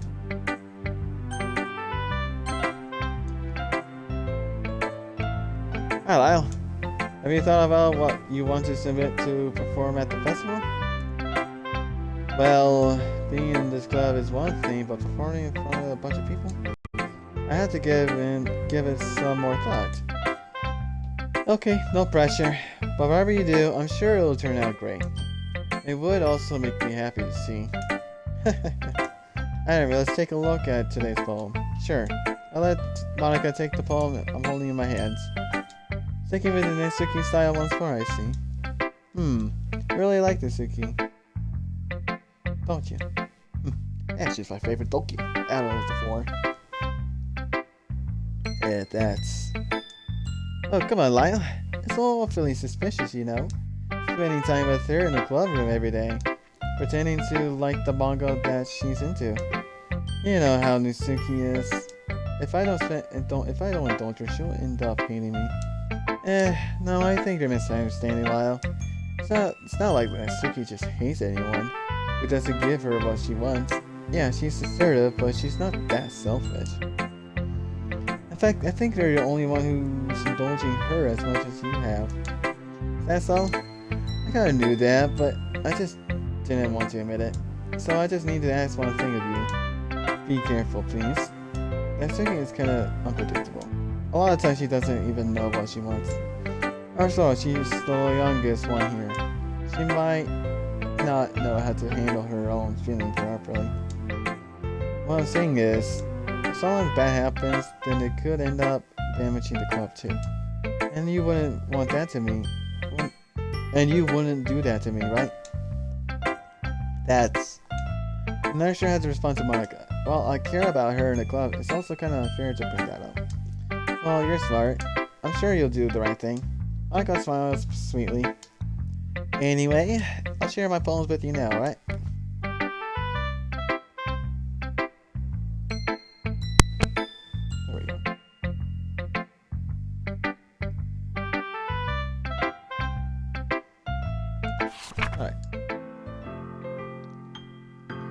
the lady who knows everything. An old tale tells of a lady who wanders earth. The lady who knows everything. A beautiful lady who has found every answer. All meaning, all purpose, and all that was ever sought, and here I am, a feather. Lost adrift the sky. Victims of the current of the wind. Day after day I search. I search with little hope, knowing the legends don't exist. But when all else has failed me, no others have turned away, the legend is all that remains. The last dim star glimmering in the wall-filled sky. Until one day, the wind ceases to blow. I fall and I fall and fall and fall even more. A dry quill, expressionless. But a hand catches me between the thumb and forefinger, the hand of a beautiful lady. I look at her eyes and find no end to her gaze. The lady who knows everything knows what I'm thinking. Before I can speak, she responds in a hollow voice. I have found every answer, all of which amount to nothing. There is nothing, there is no purpose, and we seek only the impossible. I am not your religion. Your religion does not exist. And with a breath, she blows me back afloat, and I pick up a gust of a wind. You know, I feel like learning and looking for answers are sorts of things that give life meaning. Not just to get too philosophical or anything. It was kind of on my mind, so that's what I wrote about. I see. I never really put much thought into it. In a way, it's almost paradoxical. Because if we have all the answers, wouldn't the world start to lose its meaning? You know, there's one thing I noticed. It seems like everyone in the club prefers writing about things that are more sad than happy. Are you surprised? I mean, if everything was okay, we wouldn't really have anything to write about, would we? Humans are two-dimensional creatures. I think you know that better than anyone. Breaking the fourth wall right there, Monica. And if anyone isn't so, well, clueless of a person. You mean one-dimensional? Oh, yeah, that. Anyway, here's Monica's writing tip of the day. Are you ever too shy to share your writings because you're afraid it's not that good? It can be really disheartening to get a lukewarm response to get something you put so much into. But if you find other people who enjoy writing, then sharing becomes a lot easier. Because instead of just telling that your writing is good or okay or bad, they want to focus more on everything that went into it and the things you can work on. It's much more encouraging that way, and it will make you want to continue improving. It's almost like having your own little literature club, don't you think? That's my advice for today. Thanks for listening. Actually forgot, there's 3 endings. Not 2. There's 3 endings. So yeah, there was a secret ending. Okay, you 3. We're all done sharing poems, right? Why don't we start figuring it out? Hold on a second. Is this just me, or did you say something strange just now? Eh? Something did sound a bit unusual. That's right. You deviated from your usual catchphrase when addressing the club. Catchphrase? I don't have a catchphrase. Jeez. Why is the mood so weird today? Look, even Yuri isn't immune to it. Stagnating air is common foreshadowing that something terrible is about to happen. Definitely will. And your books, maybe? Look, the only thing different is that Yuri isn't here. Ah, it seems you're right. Yuri always helps lighten the mood a little bit, doesn't she? It's almost like everyone's balance thrown off a little when she's not around. Where the heck did she run off to anyway? I thought she just wanted to be. Natsuki, please show some decency. Oh, come on. Ah, she actually wasn't feeling too well and went home early. Is that so? I hope she's alright. Seriously? Of all times to not go home with her, you picked the time she's not feeling well. So much for you two being all lovey-dovey. No. First of all, stop starting to say my friendship with Shiori. Second, she's kind of been avoiding me today, so I didn't want to force it. Ooh. That curious expression coming from me, of all people. Calm down, guys. I talked to her and everything is fine. What did she say? Anyway, we need to figure out the rest of the festival preparations, though. I like how Monica literally avoided that question. Because she's probably guilty of it, but doesn't want to talk about it. Let's decide what everyone will be doing this weekend. I already know what I'm doing. That's right. Natsuki will be making cupcakes, but we might need a lot of them, and different flavors. Can you handle that all by yourself, Natsuki? Challenge accepted. And as for myself, I'm going to be printing and assembling all the poetry pamphlets. Oh, who missed? Let's see. Oh, okay. I'll get that quick later. Sari will be helping me designing them. And as for Yuri can, guys, can you help me come up with something for Yuri? I'm useless. No, that's not it at all. You're the most talented person here, you know? Now Natsuki's panning too. Jeez, even I can tell now. I guess I never gave Yuri enough credits. But I can tell things are even harder on you when she's not around. That might be the case. But if I can't also be the leader on my own, then I won't grow as a person. So Yuri, you have beautiful handwriting, you know? So you should make some banners and decorations to help set the atmosphere. Atmosphere? About that, I love atmosphere. Yuri's expression suddenly changes as she stares at her desk and focuses and starts nodding to herself. Her mind is already racing, I see. That's great. You'll be a wonderful help, Yuri. But anyway, that just leaves you, Lyle. The one who's truly useless. Don't say that. In fact, both Natsuki and Yuri have some pretty heavy tasks to handle. It would probably go a long way to give one of them a hand. You can always help me out as well. I would really be appreciative of that. Is Monica suggesting I spend the weekend with one of the club members? How on earth are they going to respond to a suggestion like that? I suppose I wouldn't mind a bit of help. Well, even if you don't know how to bake, there's always some dirty work I can give it to you. It's not like Monica's going to give me a choice, and you shouldn't be sitting on your butt anyway. Natsuki tries to mumble a bunch of excuses like that. If I recall, Natsuki, you mentioned that you would like to handle the banking on your own. I may not like to be around if you only make him out to be a nuisance. So therefore, you may be more suited to assisting with the decoration.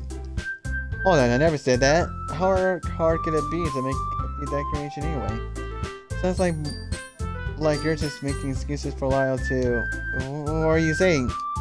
It'll be extremely meticulous work. And baking isn't? What do you think? Guys, let's settle down for a moment. In the end, I think it's up to Light to decide how you'd like to contribute. Besides, he hasn't really gotten the chance to spend any time with me yet, you know? So I'm sure he's interested in... You literally just said... I'm surprised as well. Sorry. I was just saying though. Jeez. Can we just settle this already? Yeah. Love, you're okay with this, right? In the end, it's up to you. Of course. Very well. In that case, everyone looks straight at me. But of course, I'm going with...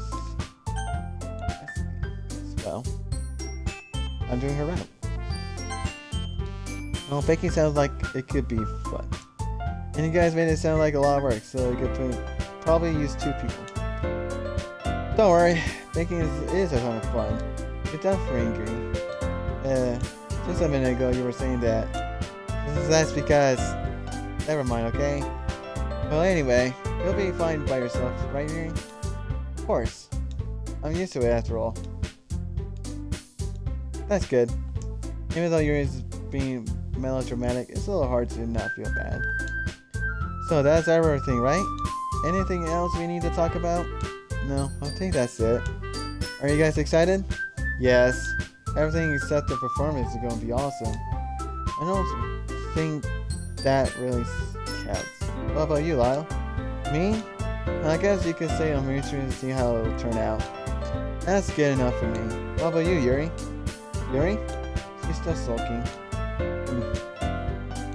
I think he's starting to pout too. It's not that big of a deal or anything.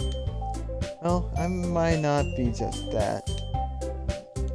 I think that Yuri might be just feeling a little underappreciated in general. Having to come up with something for her to do and then nobody offering to help. That's mean. I think he glanced back and forth between everyone with a worried expression.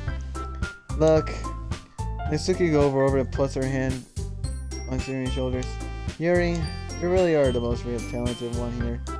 And you're going to help make the event a lot more fun and welcoming. I mean, the cupcakes will probably help a lot too, but you're gonna make the atmosphere special. That'll be really important for the way that people feel during that performance. So, you need to stop being dumb and give yourself a little more credit. Natsuki releases her hand and turns around to face the other direction. You didn't really mean that, do you? Not really, but Yuri isn't the only one surprised. Malaka and I are also taken aback by Natsuki's word. Natsuki of all people just saying such encouraging things. But you begin to understand, Natsuki was trying to sound like Sayori. Even if it didn't work perfectly, I can tell that she tried to say something Sayori would say at a time like this. Because Sayori has always helped everyone smile and feel good about themselves. I'm sorry for being dumb. I'm going to do my best. All of us are going to make it a really great event. Yeah. I hope to see everyone do their best. But with that, there's nothing more for today. So I guess it's time for us to head out. Okay, but I'm staying here a bit longer. I barely got to do any reading today, so... Fair enough, there's nothing wrong with that. Everyone packs up their thing. I start to follow Malaka and Yuri out of the door as they chat between each other. Where are you going? Huh? We still need to figure out our plans for this weekend. You literally would have gotten home and realized that you didn't have a way to contact me? Oh, that's true. I had no idea how that slipped my mind. Jeez, good thing I stopped you. I'm giving you my number, okay? You better not make it weird or anything. Why would I do that? Natsuki gives me her number. Okay, I'm coming over on Sunday. I'll bring all the ingredients. Wait, you're coming to my house? Well, yeah. What's wrong with that? I mean, I just figured that since I'm the one helping, I would be going to your house. Yeah, right. Like I could have a guy over at my house. My dad would kill me. Really? It's kind of strange if you ask me. Yeah, how do you think I feel? I can't do anything when my dad's home. Anyway, I just needed to complain for a second. We have each other's numbers now. That's all I need from you. I guess I'll text you when I come over. Alright, fine by me. Yeah. I'm really gonna show you why I love baking so much. So you better look forward to it. Oh, didn't you say you were just going to give me the dirty work? Well, I was just saying that. It's not like I could act like in front of everyone that I was looking forward to this. Wait, really? Well, kind of. Just because I never got to bake with someone else before. That's all it is, so... Alright, I get it. Sorry for overreacting. Hey, I'll be heading out now. I'll see you on Sunday. Ah. Never mind. I can't believe this. Natsuki is going to be coming to my house on Sunday. My anxiety shoots through the roof, even though I've gotten pretty used to handling her at this point. There's no telling what might end up happening when we're outside of school. Or that she told me that she was looking forward to it. Is this a chance I had to make something happen between us? Or is it too early for that? Only time will tell. But until then, I won't be able to take my mind off of it. I seriously can't wait. We're almost there, guys. We're almost done. It's already Sunday. I've been getting increasingly anxious about Natsuki's upcoming visit. I keep telling myself there's no reason to be nervous, but it doesn't help much. I wonder if she'll act any different when it's just the two of us. Meanwhile, she's been texting me a lot. We sent each other after exchanging numbers to double check, but it turned into a conversation. She's almost a different personality on the phone, using tons of emoji and cute language. She's also really likes complaining about things, but I kinda saw that coming. But putting Naisuke aside, I haven't heard a thing from Sayori since she left club early the other day. It's not like we text each other all the time or anything, but I've been worried about her in the back of my mind. Between what Sayori said and what Monica said, is it really okay for me to put Sayori's feelings aside when she might need me?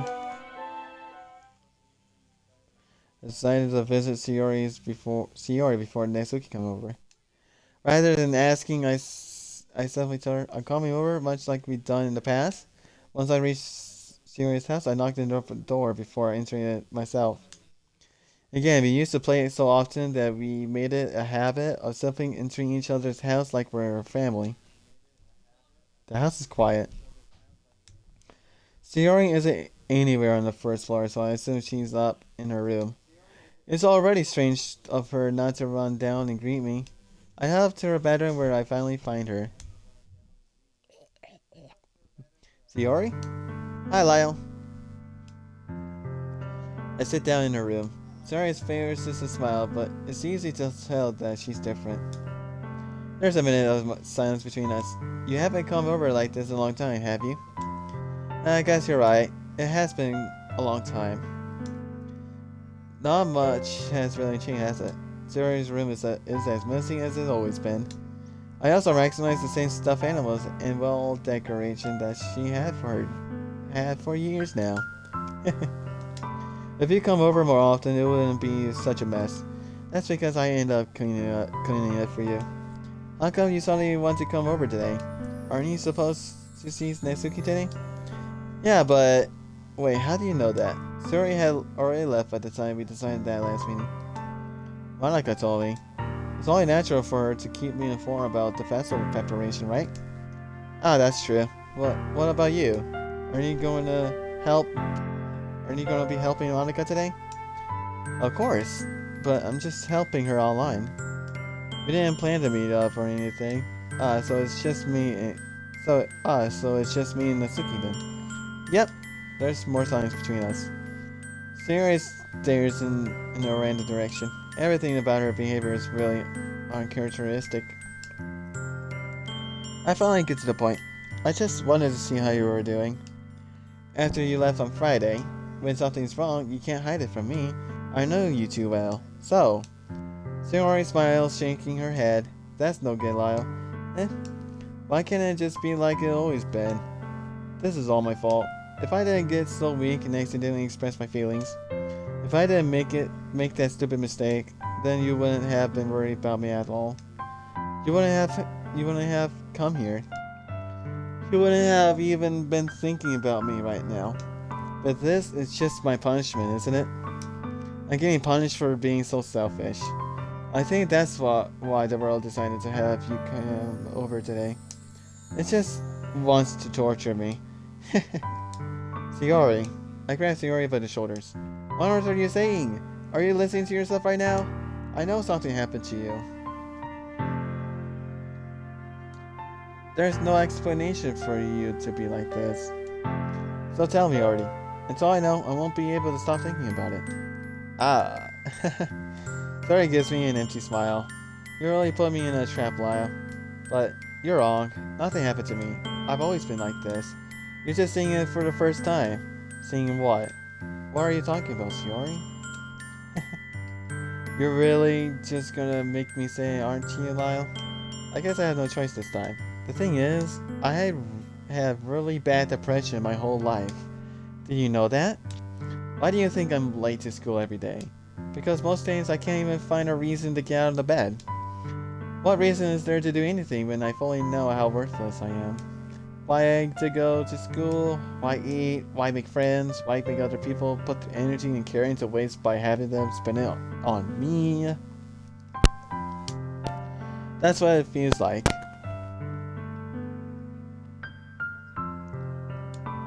And that's why I just wanted to make everyone happy, without anyone worrying about me. I'm in shock. I can't even figure out how to respond. How is it possible that Zuri kept this from me the entire time that I known her? Did she really want so badly for me to just not think about her? Why, Sayori? Why is it that you have never told me about this? This almost feels like I've been betrayed as your close friend. Because if I knew, I would have done everything I could to support you. Even if there's only so much I can do. I would have tried a little bit harder to make everything a little bit better for you. That's why I'm your friend. All you had to do was tell me. You don't understand, oh Lyle. Why do you think I didn't tell you? Because if I told you, then you would have wasted effort caring about me instead of doing important things. I don't want to be cared about. It's bittersweet when people try to care about me. It feels nice sometimes, but it also feels like a bat being swung against my head. That's why I wanted so badly for you to make friends with everyone else. Helping everyone be happy together is the best thing for me. But then I discovered something else too. Seeing you making friends and get closer with everyone in the club, it feels like a spear going through my heart. So that's why I decided the world just wants to torture me. Every path leads to nothing but hurt. You're right, I understand. I don't understand your feeling at all, Sayori, but I don't need to understand. Whatever it takes for me to help you stop hurting, that's what I'll do. No, Lyle, there's nothing. Nothing at all. The only thing that could have helped is if everything could be like it always was. But I was selfish. I finally show you what a horrible person I am. Tears streaked down Sayori's face. I made you join the literature club because I was selfish. And I was punished by my heart hurting in a way that I couldn't understand. And now you came here and I made you hurt too. I'm just weak and selfish. That's all I am. And that's why I'm going to accept these punishments. Because I deserve every last one. Without thinking, I once again grabbed Shinori's shoulders. This time I pulled her into the tight embrace. Lyle. Sayori. I don't care if you feel selfish. I'm really happy that you convinced me to join the club. Seeing you every day makes it worthwhile enough. If I make friends with everyone else, then that's just a bonus. But please never underestimate how much I care about you. I wouldn't have it any other way. Lyle, Sayori is hugging me back. Despite my arms being wrapped around her, Sayori's arms remain at her side. She starts sobbing next to my ears. No, don't do this to me. Please don't do this. Lyle. Sayori barely managed to speak between her sobs. I don't know if I'm doing the right thing. All I want is for her to know that I care. If you have it in you to call yourself selfish, then you have to let me be selfish too. No matter what it takes, I'll figure out what needs to be changed. I'll make these feelings go away. And if there's anything that you need me to do, then you better tell me. I'll get mad if you don't. I don't know.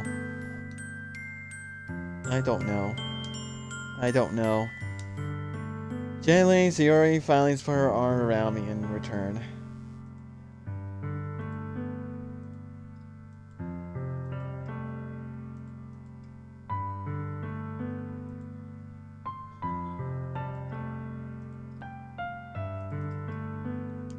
I don't know anything. It's all really scary.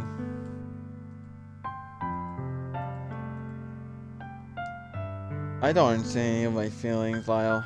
The only times I'm not feeling nothing is when I'm feeling pain. But your hugs are so warm, and that's really scary too. Sorry, let me go.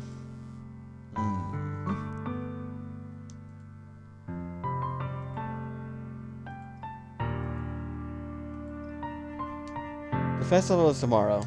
Yeah, it's going to be fun, right? Yeah. How would you like for me to spend it all with you? Um, uh, it's what I want. I promise. I think that would be nice then.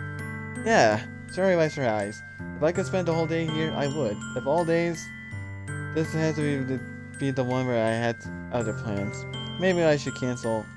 No, don't. Don't, please don't. If you did that, then I really wouldn't forgive you. But it's almost time for Natsuki to meet me at my house. At the very least, do you want to come along and help out? It would be fun. To my surprise, Sayori shakes her head. I'm sorry. I don't know if that would be very good for me today. You understand, right? It's kind of hard for me to fully understand, but I'm trying my hardest. It's okay. Don't worry about too much about it. I'll see you tomorrow, okay? Alright. I look forward to it.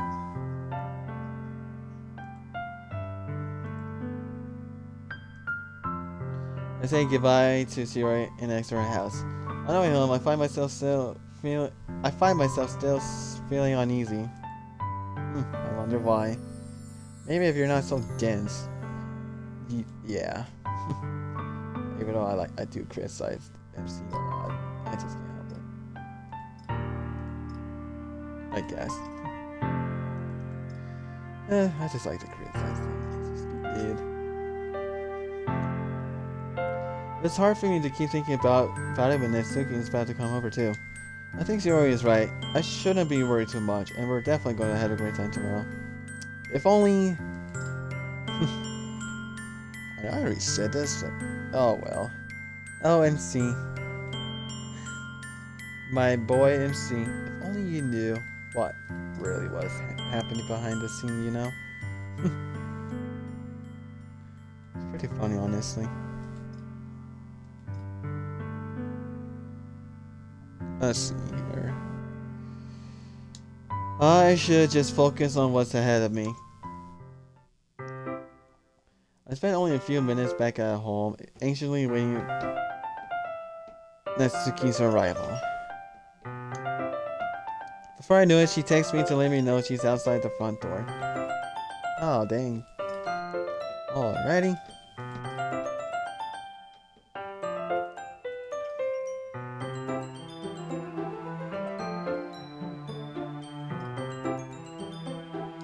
That delay opened the front door to let her in. Let me in! Let me in! Look at that. Natsuki. You look swag as ever, you know? Well, I might be a little biased, but hey, that's just me. She is my favorite Doki after all. Sup? Hey. I don't know what I was expecting, but seeing Natsuki in something other than her scooter floor totally threw me off. Seeing her in such cute clothes makes the uniform seem totally unfitting in comparison. I mean, maybe, in a way, I guess you could say that.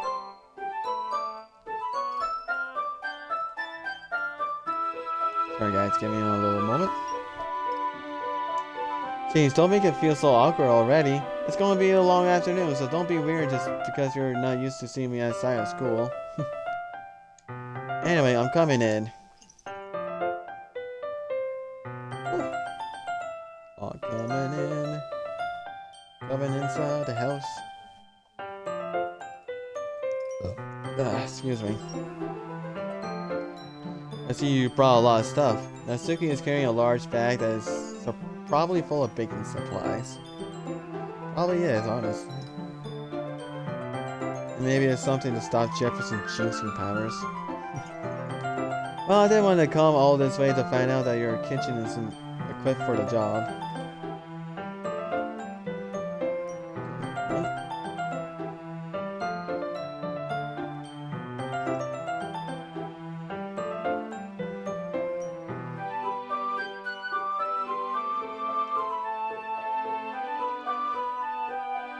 I didn't want to come all this way to find out that... Oh, yeah, I guess.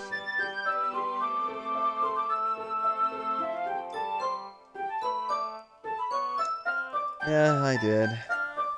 I didn't expect too much, probably. Yeah, I did. That's when Natsuki asked me to buy a bunch of ingredients if I didn't really already have them at home. Good. Glad could count on you to do your part. Well, of course. I'm surprised to hear Natsuki suddenly say that, rather than something snarky like she usually does.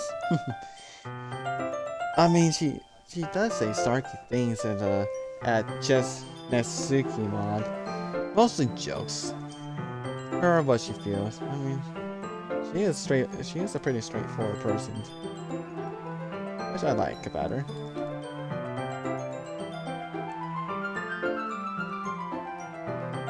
Give me a moment, everyone.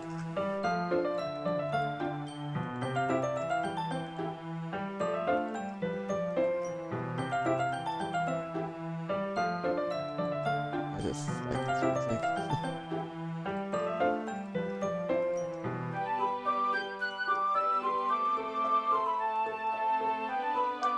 Could it be that she's a little different outside of school after all? Yeah, she definitely is. Yeah, let's go to the kitchen.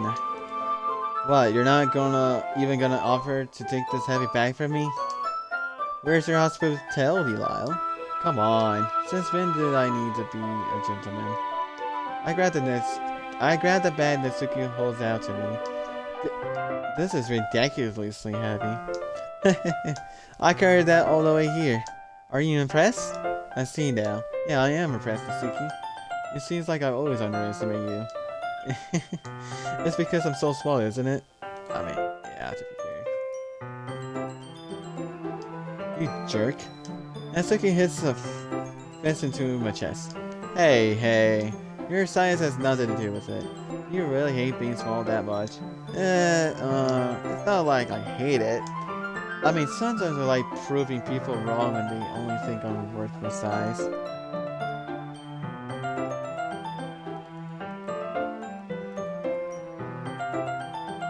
Oh, dude. Give me a moment, everyone. There we go.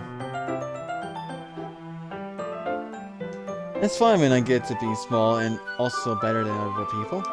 But, geez, never mind. What are you gonna make me say? Don't think you can make me talk about weird things just because you're not at school.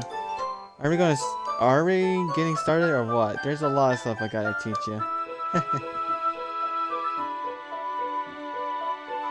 Why? That's a little bit more like you. You're more fun when you just speak your mind like that. Hey, now you are treating me like a kid. I was just trying to be a little nicer to you, you know? And just because I don't have a mature and sexy figure like Yuri doesn't mean you should treat me like... Natsuki catches the word and her face turns red. Natsuki, forget it. I didn't say anything. I should apologize. Appreciate that you were trying to be nicer. I should have been a little more considerate too. And also, if that's what you're thinking, then you should know that there are tons of guys who are into body types like yours. Well, what are you trying to imply, MC? Ah, how can you know that anyway? Just trust me on this one. Gross. Hey, what's that to me? Who else? Man, let's just get started already. 100.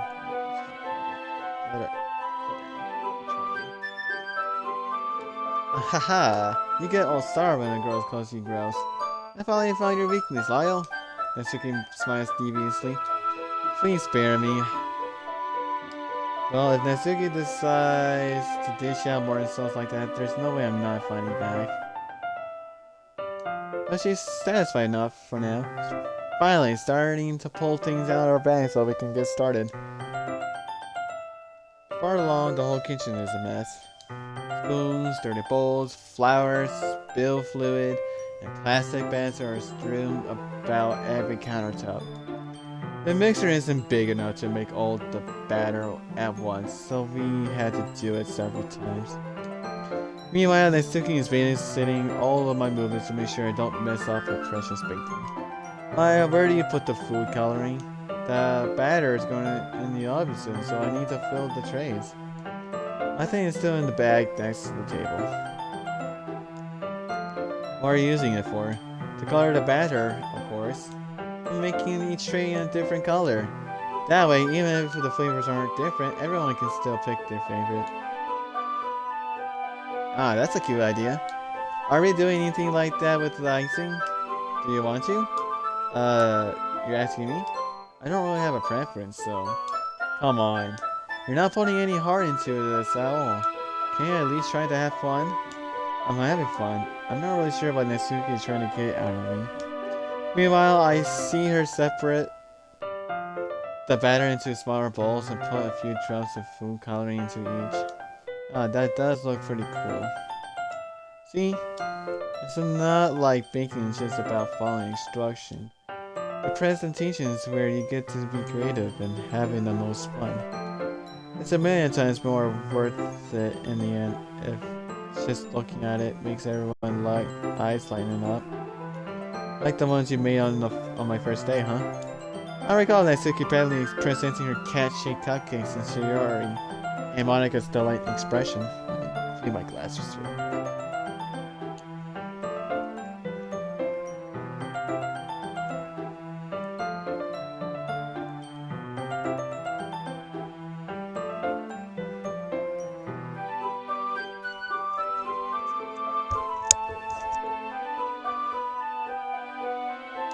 Yeah, maybe I'll use the food coloring then.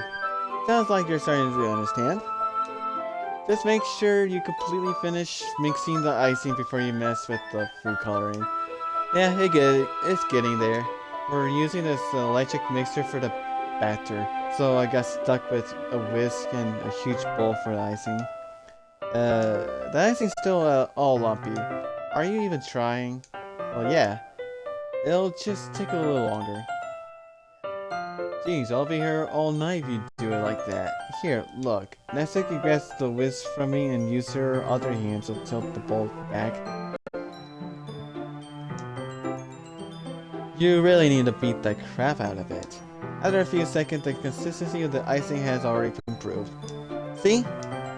As if to emphasize, Natsuki sticks a finger in the icing and pops it in her mouth. I reluctantly start to do the same. Hey, Natsuki suddenly grabs my wrist. I don't want your gross fingers in my icing.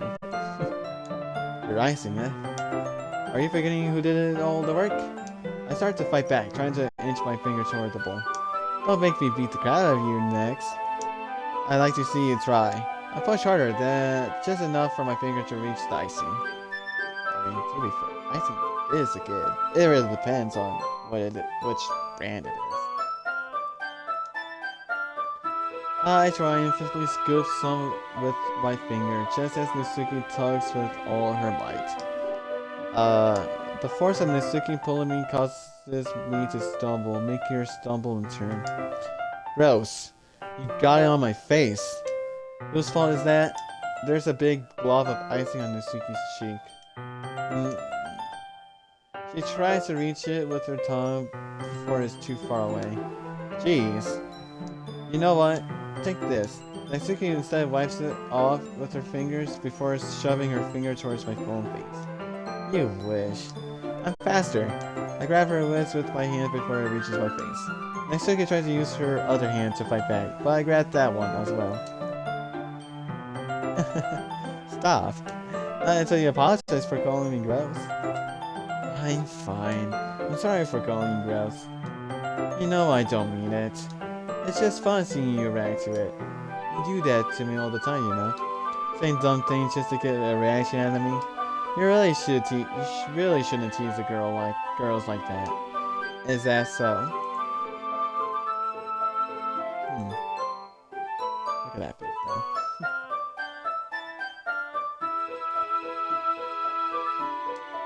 In that case, I probably shouldn't do this either.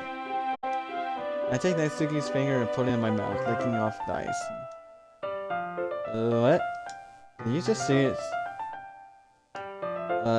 Natsuki is so surprised that she can't even figure out how to get mad at me. Get out of me. Her face is entirely red. Lyle, you really shouldn't do that kind of thing to girls, unless you really like them. You know that, right? What kind of question is she asking me? It's just like that. How did the mood turn to this? Natsuki gazes at me in silence. I notice her shallow breath.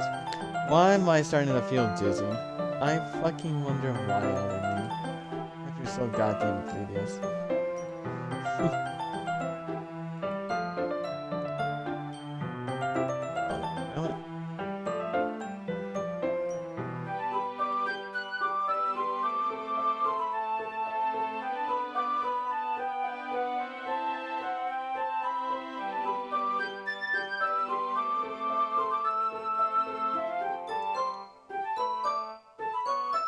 Okay, sorry about that. I don't know where the fire alarms start going off. Beep, beep, beep. Jefferson is gay. Beep, beep, beep. James is a skinwalker. He got kidnapped. He's a lord of skinwalkers now.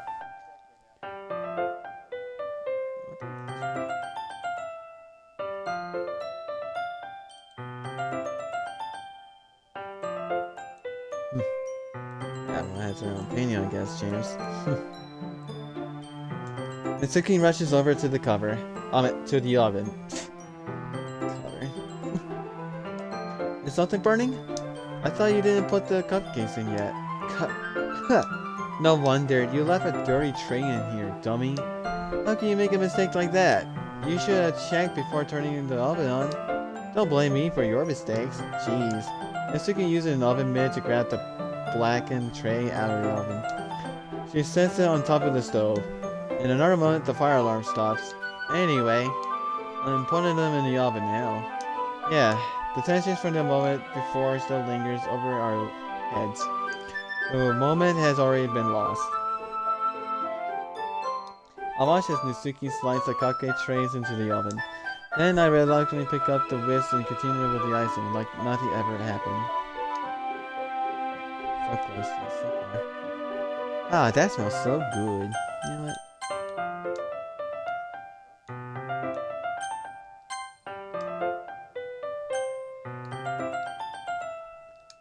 The cupcakes are ready to be pulled out of the oven. As soon as Natsuki opens the oven door, a blast of sweet-smelling warm air fills the room. Look at how cute they all look. She proudly shows off the different colored cupcakes in each of the trays. They'll look even better once we add the icing. Not like you need to tell me that. I brought decorating stuff, so I hope you can get creative. Here, scoop the icing into these bags.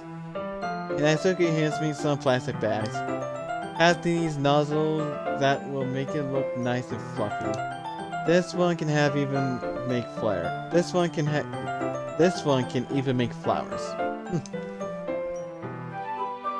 We probably won't be using it this time though. What's this one for? I pick up one of the nozzles that has a much thinner tip than the other. That one's really thin, so you can use it to make stripes or other patterns. But you can also use it to write stuff on cake. Oh, whoops. Like happy birthday or whatever. Huh, I see. That gave you an idea actually. Well, it's a literature event, right? We could make it more literature themed by writing a different word on each of the cupcakes. It would be fun to see people choose their cupcakes based on the word they like. Oh, I was kinda expecting you to say something really stupid, but that's actually a really cute idea, so... maybe I'm getting it from you. What's that supposed to mean? I'm not cute. Come on. We're not at school, nobody's judging. You can't dress and act like this and not expect me to think you're cute. Well, Natsuki's voice trails off. Same with you. Did you say something? No, nothing. Let's just do the icing. Natsuki picks up the paste and fastens the nozzle onto each of the bags. There's a lot to do, so we shouldn't be wasting time. Here, I'll show you how to do it. Without giving me a chance to think about before, Natsuki quickly moves on. She showed me how to apply the icing, and then we each get to work. When we're finally finished, Natsuki puts them all side by side to admire. Look at how pretty they are together.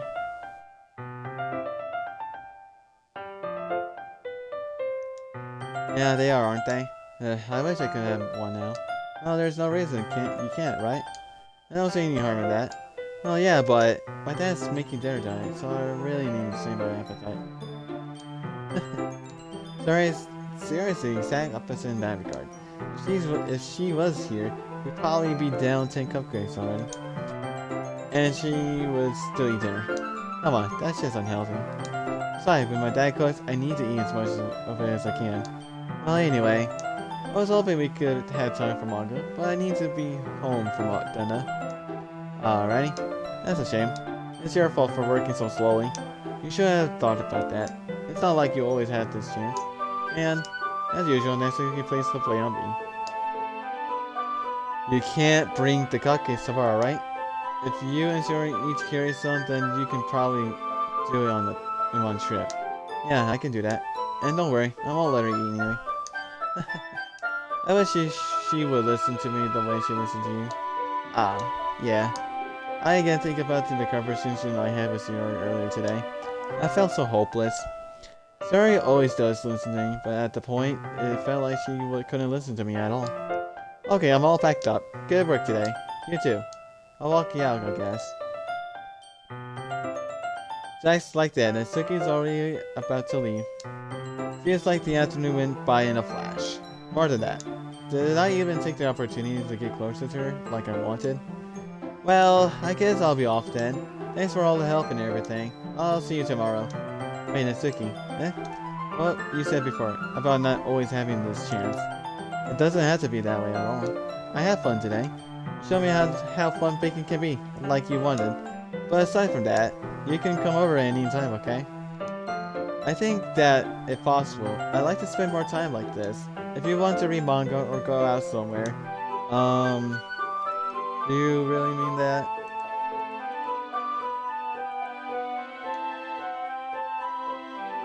Mitsuki looks at me tensely, like she's trying to hide her expression. Yeah, I want to spend more time with you. Lyle, I thought you only care about getting this done. I'm sorry, I had to leave so early today. I really didn't want to. I would really stay here longer if I could. If I feel the same as you, so... Natsuki suddenly gets closer to me. Wait, Natsuki? Standing inches from me, Natsuki looks up to me. I feel her fingers gently clenching at the side of my shirt, as if holding on to me.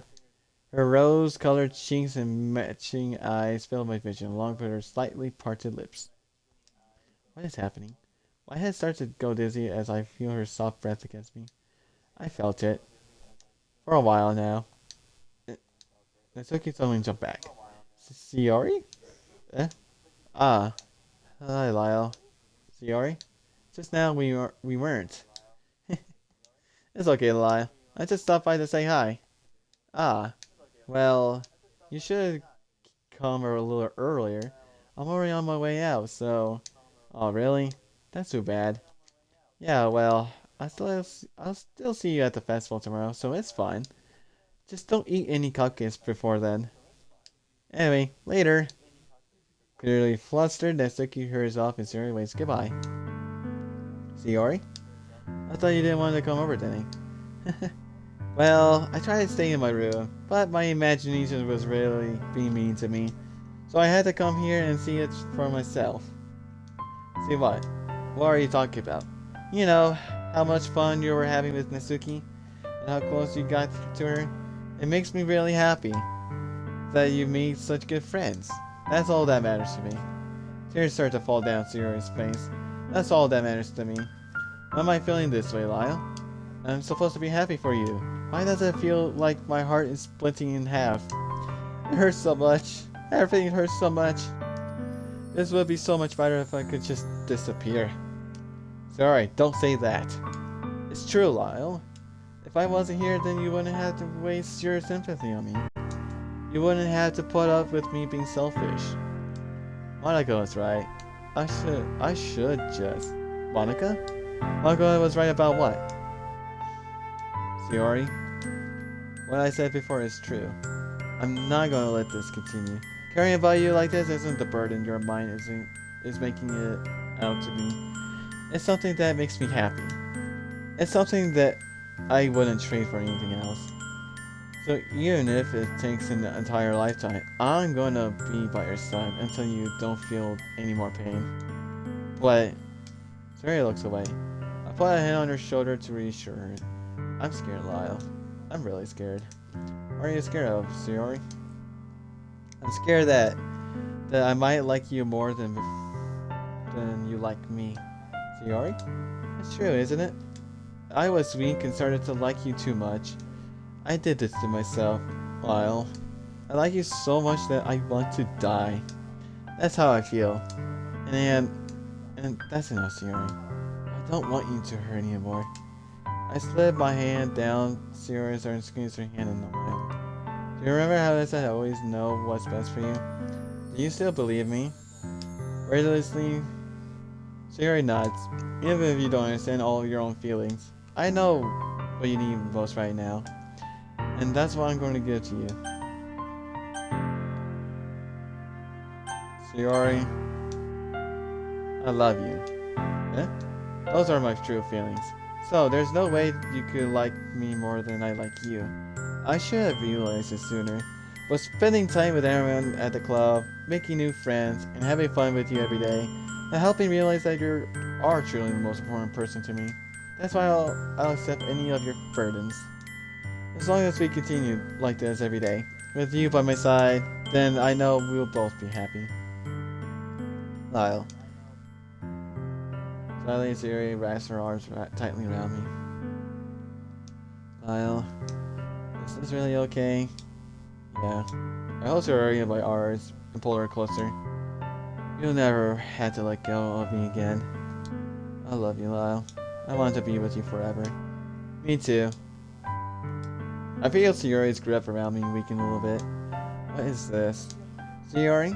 I'm supposed to be happy right now. I always thought this would be the happiest moment for me. But why? Even now, why won't the rain clouds go away? They're not going away at all, Lyle. It's okay, Sayori. It might take some time for things to get better again. But no matter how long it takes, I'll be there every step of the way. That's all that matters right now. Okay. I trust you. Sayori and I release each other. So, I guess that makes the festival tomorrow our first day, huh? What are you saying? I don't want to think about those things, you know? I want everything to be the same as it always has been. Even if we are a couple. I don't know if I could handle anything more right now. It's really new and scary to me. I understand. We'll go at whatever pace suits you best. Hey Lyle. Sarah gazes at me once again, smiling sadly. Even if I get really sad, this is the best thing for me, right? Huh? I don't really understand what Sirius means by that. Well, it's probably good and it wasn't screwing up with the system.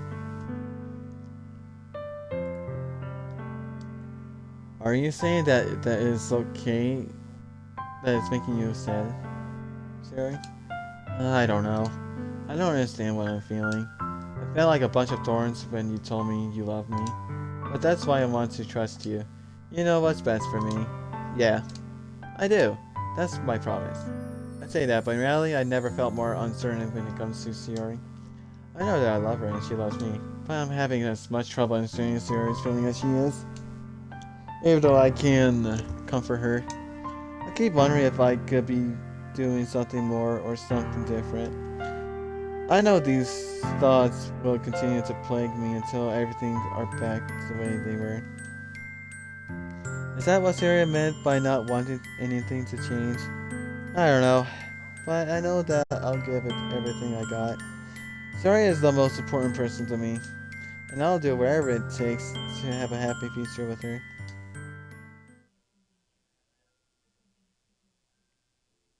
Ah, it's almost there. It's the day of the festival.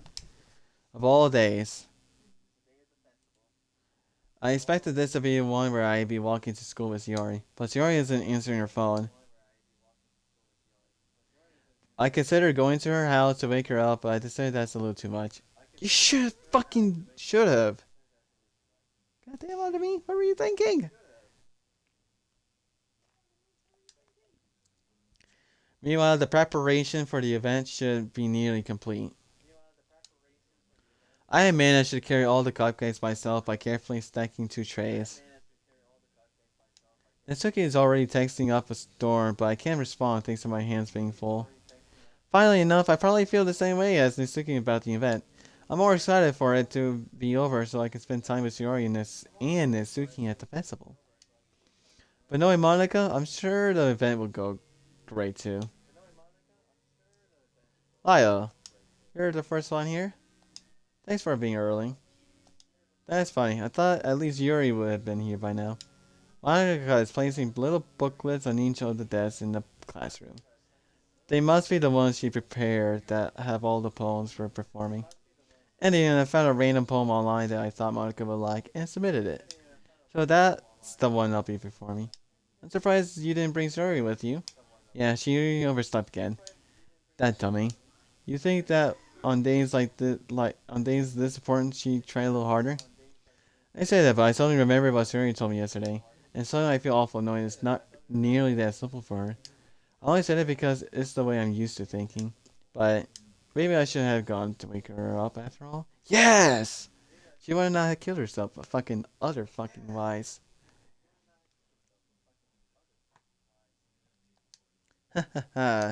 You should be taking a little responsibility for her, Lyle. I mean, especially after your exchange with her yesterday. You kind of left her hanging this morning, you know? Exchange? Monica, you know about that? Of course I do. I'm the club president after all. But I seem embarrassed. And that is where we're going to end it, ladies and gentlemen. That is where we end this one for today. Whoops.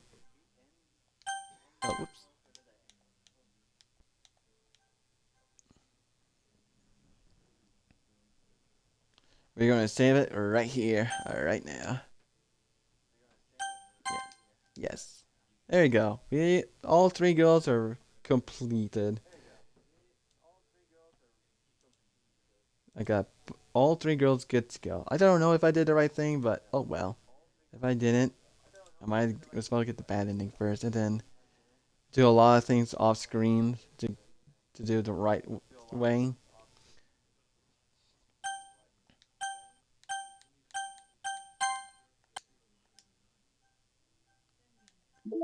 All right.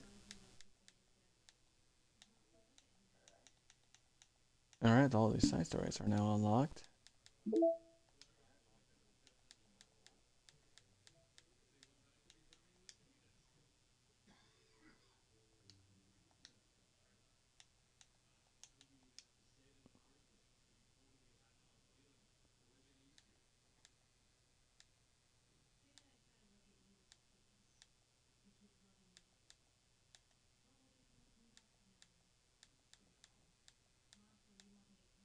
Yeah.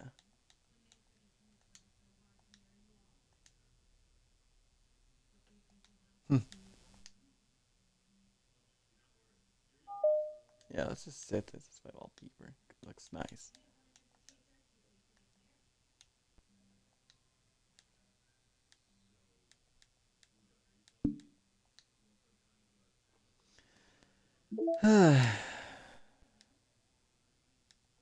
All right. I want to say is thank you guys so much for watching. If you want to see more content like this, then hit that like button, hit the subscribe button, hit the notification bell so you won't miss more. And as always, I hope you enjoy. Goodbye, everyone. Have a great day or night whenever you're watching this.